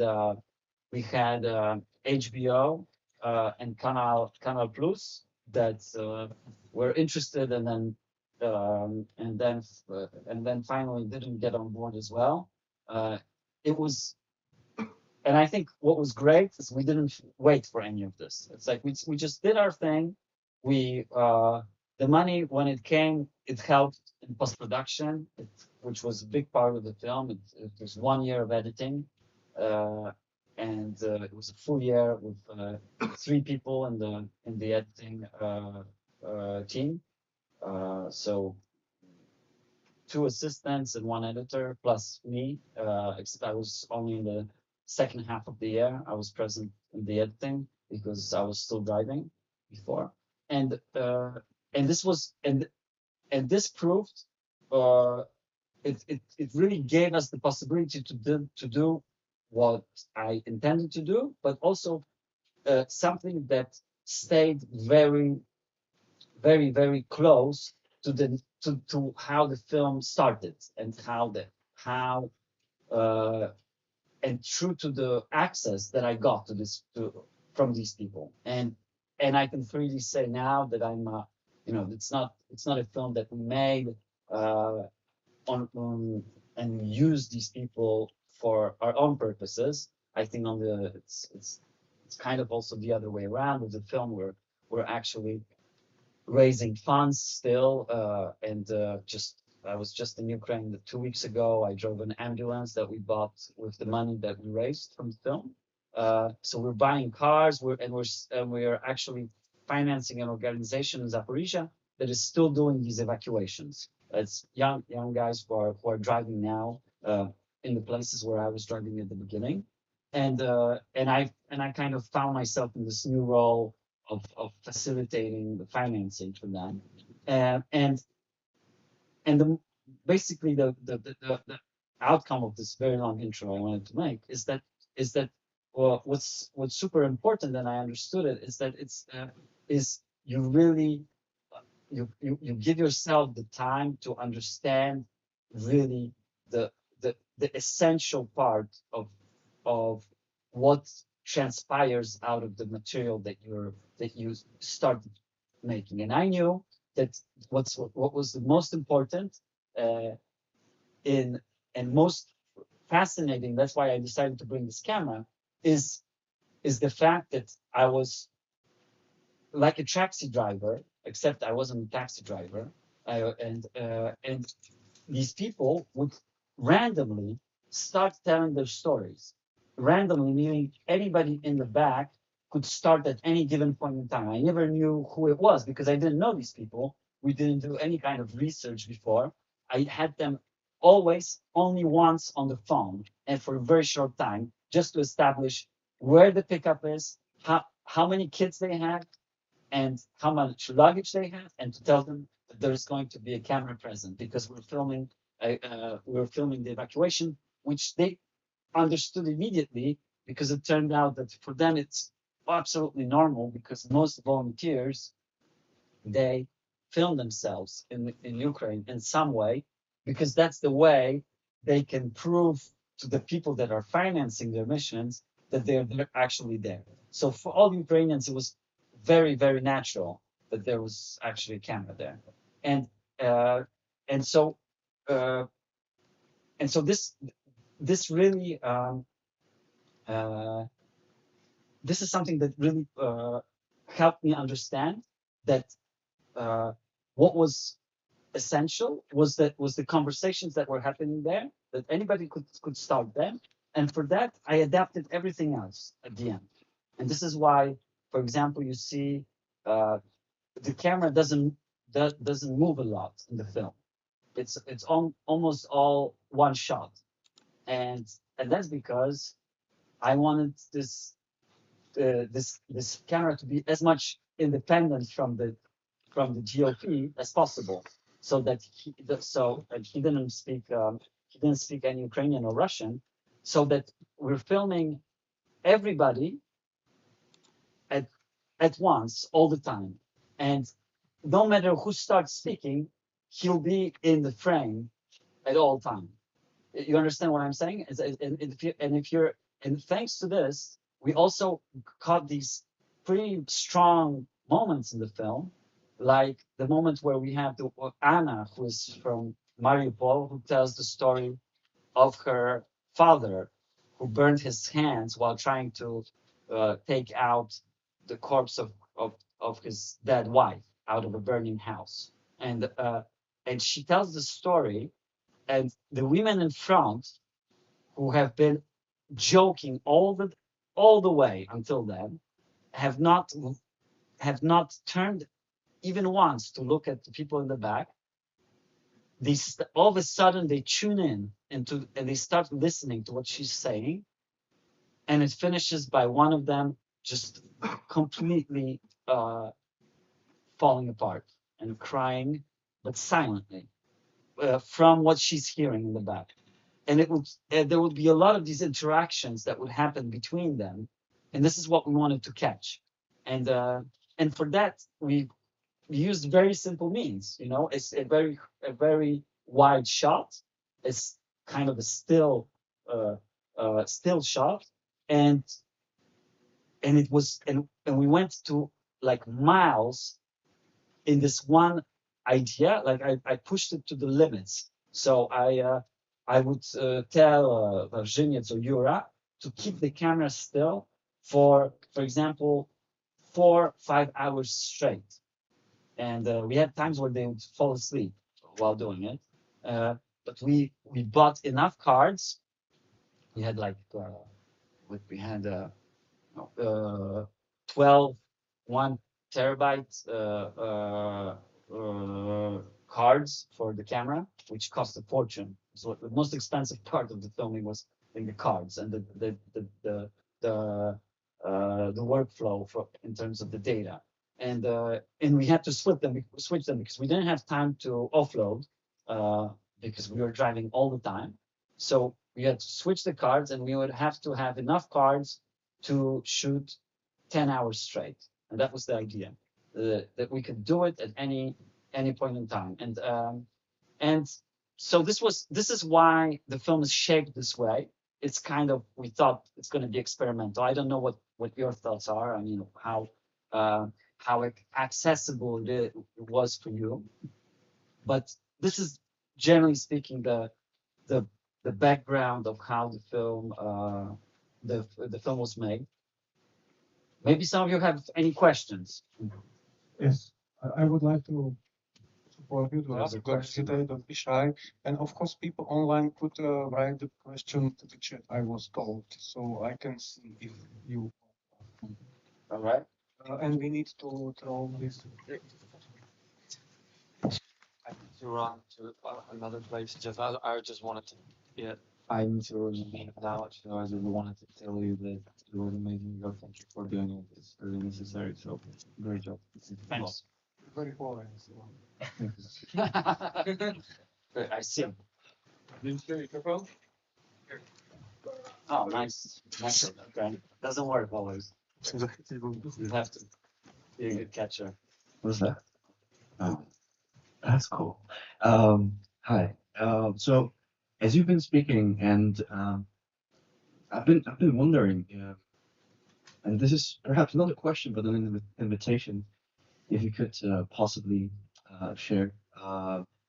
So if you could perhaps make a synthesis of the sum, or I would call it, I don't know, amalgamation of all of the experiences that you went through with this film, as a director, as a human being, as someone who helped so many people, but also experienced the lives of so many people in such a small space. If you could synthesize that into a succinct idea that you'd want to deliver to us, what would that be? You mean I spoke too long? No, I no. should shorten it. Okay. Yeah. Yes. I don't know if I can deliver a succinct idea of that experience. It was I mean, it was definitely a life-changing experience for me, for some of the people that worked with me. definitely people that drove with us. Um, mm, I think that a lot of people that were just engaged in any kind of volunteer activities in Ukraine have seen their life change completely, and they I have so many friends that have completely shifted their life focus after this short experience of 2022. Um, and of course that includes a lot of my Ukrainian friends that have been affected. So I'm not going to deliver you a succinct synthesis of of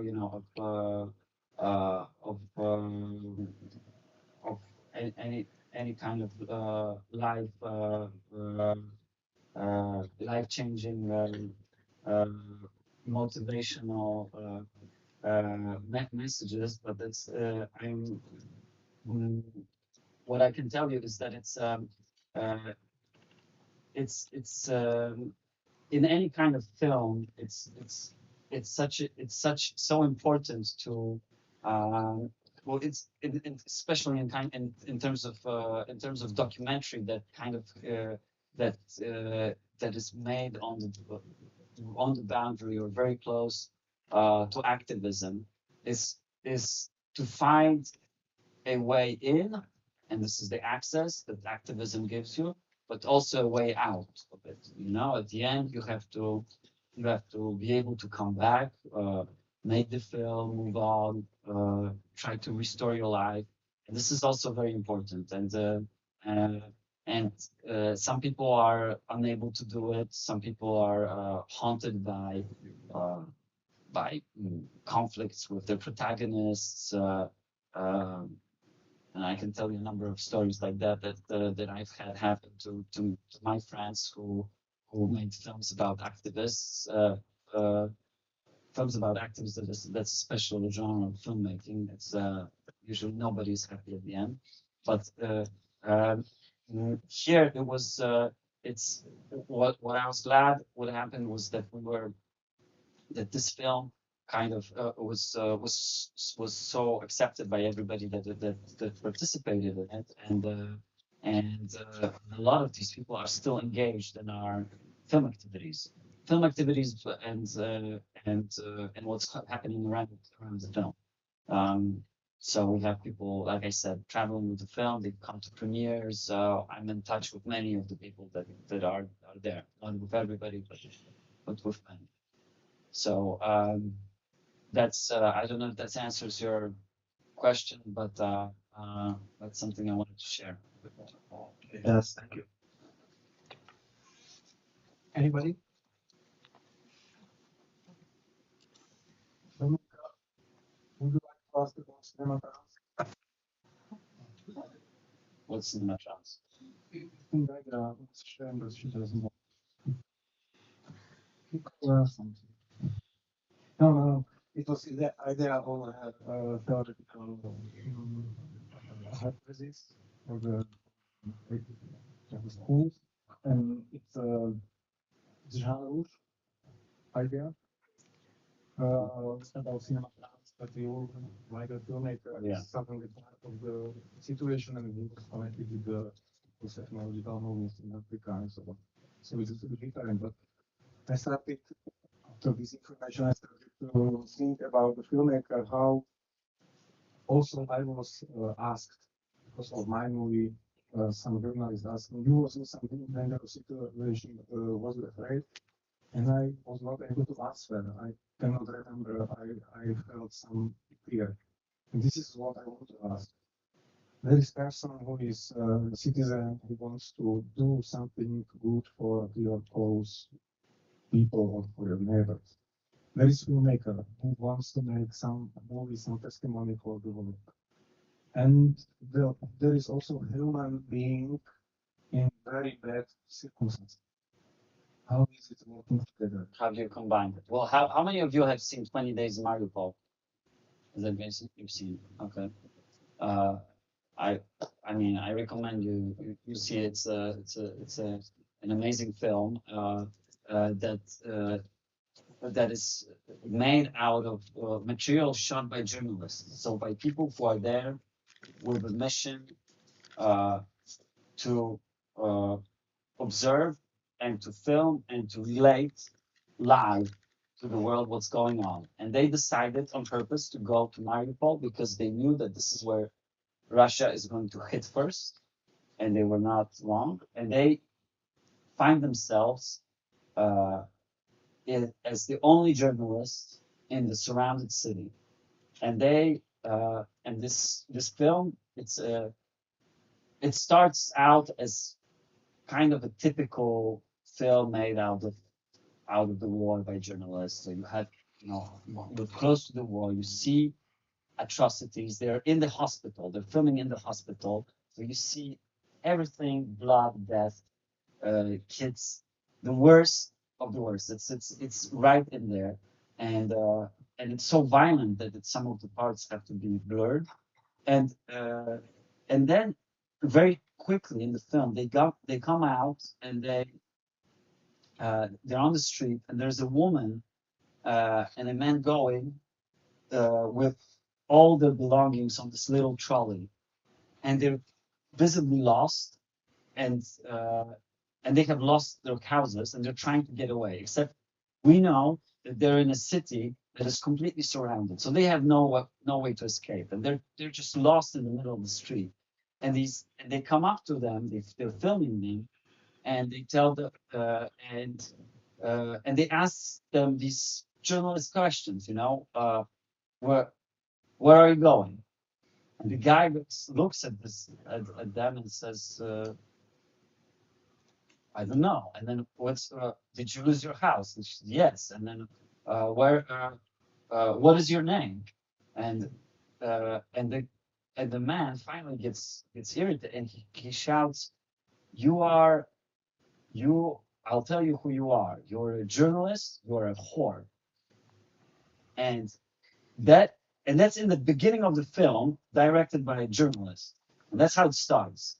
And you realize that this film is not going to be just about the horrors of the war. It's also going to be about what it is to be a journalist in such a situation. What is the role of journalists? And it's an amazing start, because it starts out like this, but then it becomes, once it becomes clear to everybody in the hospital that they are the only ones in the surrounded city, and that because of them, the world knows what's happening in Mariupol. If they weren't there, nobody would believe and nobody would know.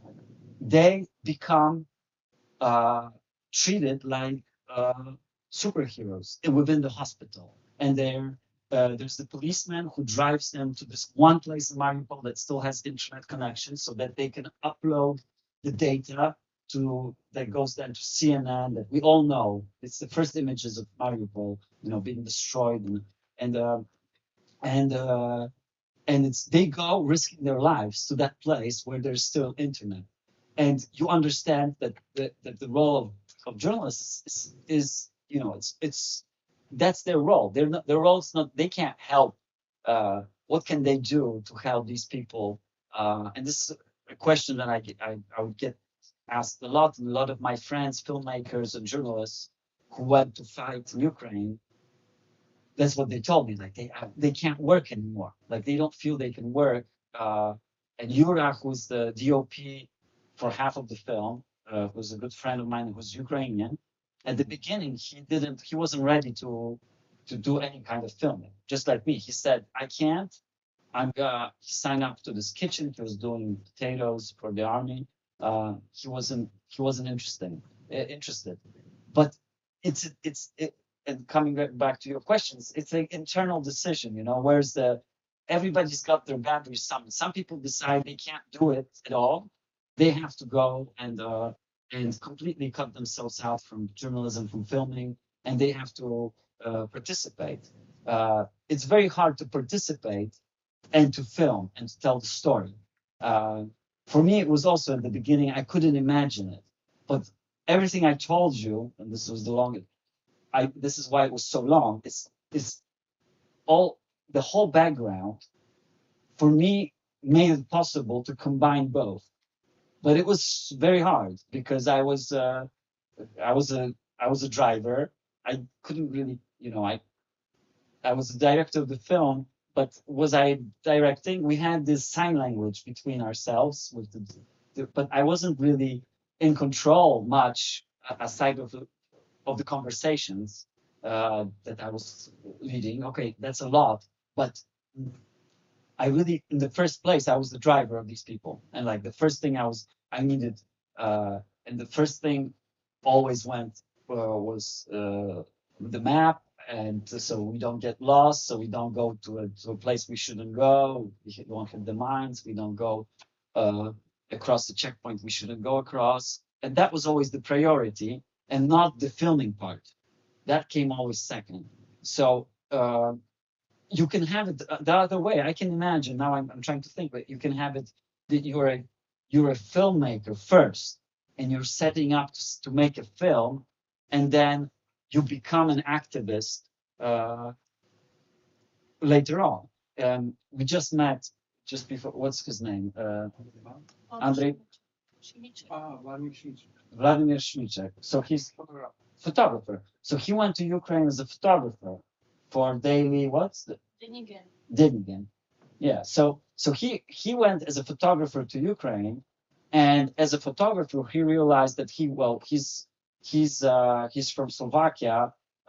These guys he's photographing really urgently need an ambulance. He started raising for a first ambulance, and then he started raising for another ambulance and another, and at the end they've raised 4 million euros till now with all their fundraisers helping out. So he went the other way. You know what I mean? There is no one solution to this problem, but it's true that at the end it's very important to stay true to how you started. And if you're making a film, it's good to make it very clear to be clear about your intentions to yourself and to the others. For example, this film premiered this month in PBS in the US, which is a public broadcaster. In the US, there are very strict transparency laws in documentary. Everything needs to be said and clear for the audience. And they told me we cannot air the film without a special banner before the film that tells the audience that the driver and the director are one person. And then it went through. We tried to kind of go around it. It went to the board. We had 3 months discussion on can we somehow not include it because that's the whole point.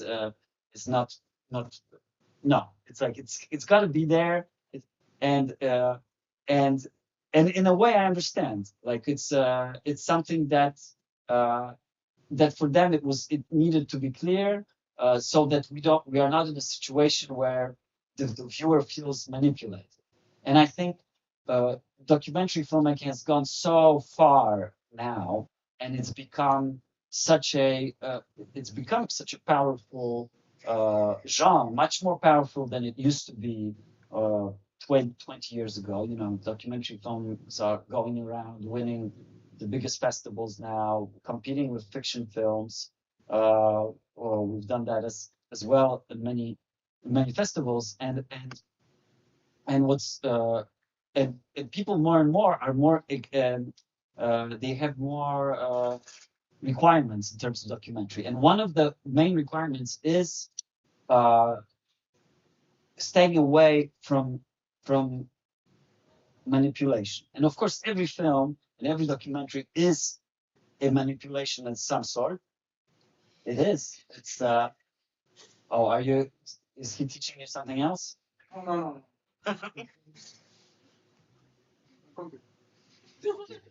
No, you can say you can have a different opinion. I heard this. Okay. All right. I'm still not in tune with the Slovak humor. It's gonna be a few more days.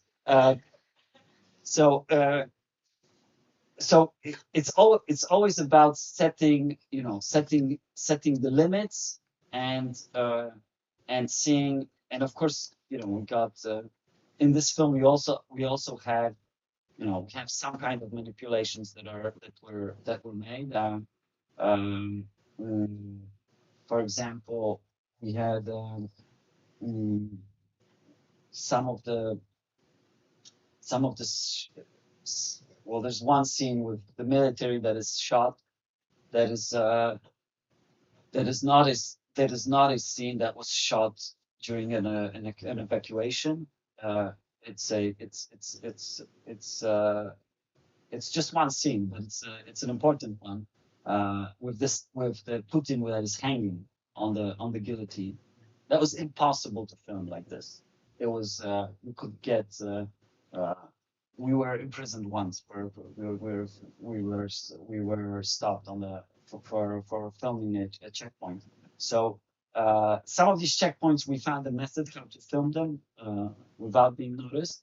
But to make it this way, it was impossible to do it in just and driving with people. During the Well, yeah, because we understood that if we were doing it, we would be prioritizing filming over the evacuation. So if we get in trouble, imprisoned, what happens to the people who are driving? No, it's how it wasn't correct. So what happened is and I can tell you, film students, what we did is we asked a unit from the army who we knew, and they came and set up on a checkpoint that was unused already, that they've abandoned. They set up this scene. Well, it wasn't a scene. It was very funny because they came in, they were fully dressed, they came out, and they didn't know what to do. And they asked me, what should we do? And I thought, well, we're just gonna pass because it was a day off that we had between the evacuations. We're gonna pass, and if you could stand here and start controlling cars. And they started controlling cars. At the moment they started controlling cars, everybody in the road thought it's a real checkpoint. So it became a real checkpoint, and they found even some guy who was there. It became like a normal thing. They started controlling. They found some stuff in somebody's trunk. Then there was this problem. Somebody called. There's this unit on this checkpoint. Another unit came to see what's going on. It was like a whole big thing, hassle. And in the meantime, we went back and forth a few times, and we got what we wanted.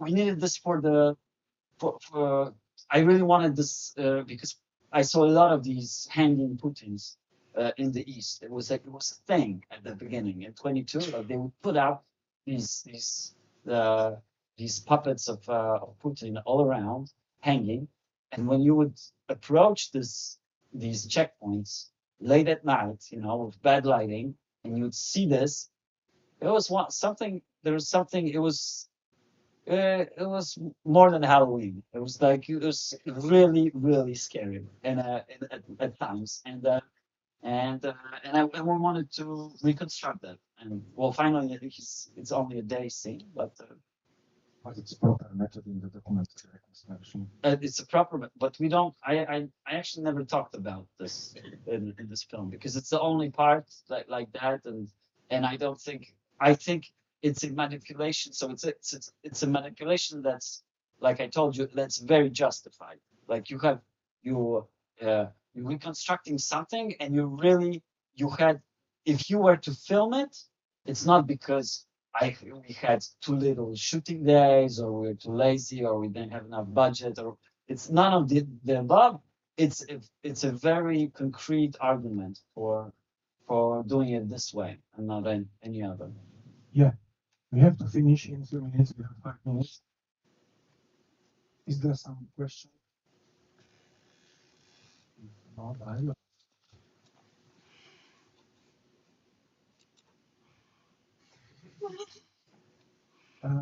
So the good experience here. We seen this mines on the road. Yeah. Well, of course, yes. It's many times. I think we've had number of times that we turned around. We actually cut out from the from the film the scenes where we get where we get under shelling and we try to escape. I thought that it's not part of the film, and it's because it's moments that we're filming. You know, the camera goes on the ground. It's kind of it's very it becomes like an proper action war documentary, and this is everything but that. It's like it's in opposition to that. We understood also. I knew that there were other films that are being made on the front lines, and that's where the action should be shown, because that's the people experiencing it on a permanent basis. I experienced it, several times, but that's it. It's like we went into these dangerous zones and then we got out. I think it would shift the focus of the film.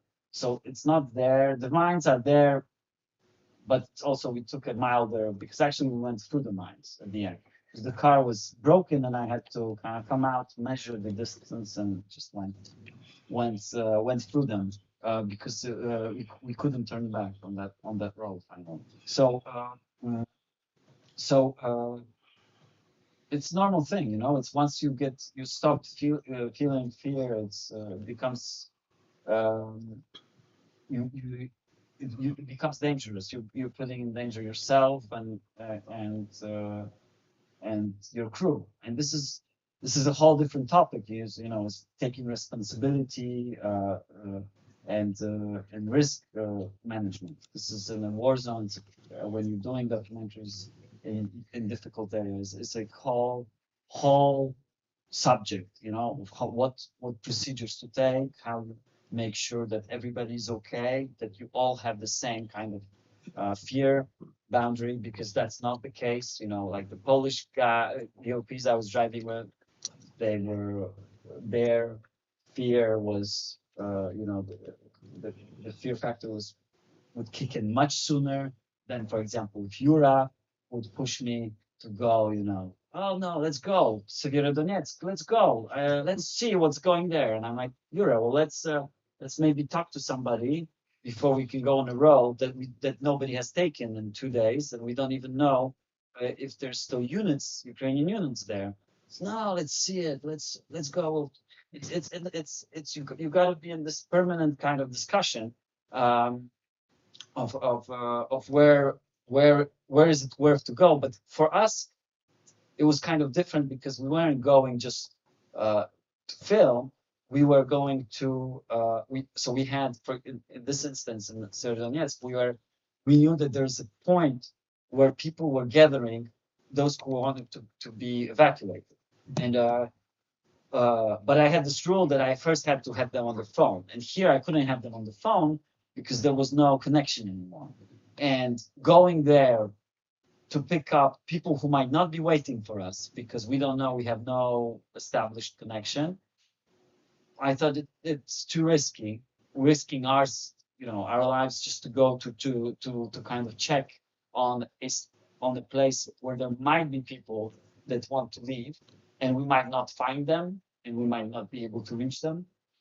So there were moments like this that we had to make decisions, also based on fear. So we have to finish.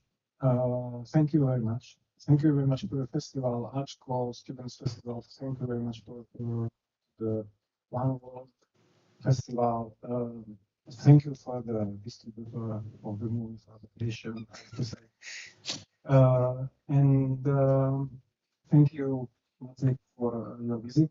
you could learn something. And he's on the festival in the jury. You can meet him in the streets, maybe. And we will be maybe a few minutes here in the hall, so we can maybe discuss tete-a-tete, Yes. how to say. So yes, excuse me, Bratislava. Thank you. Thank you.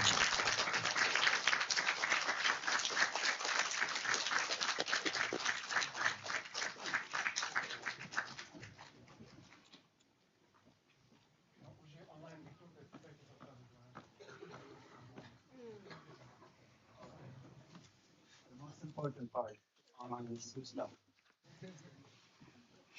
So now you're off to the club now?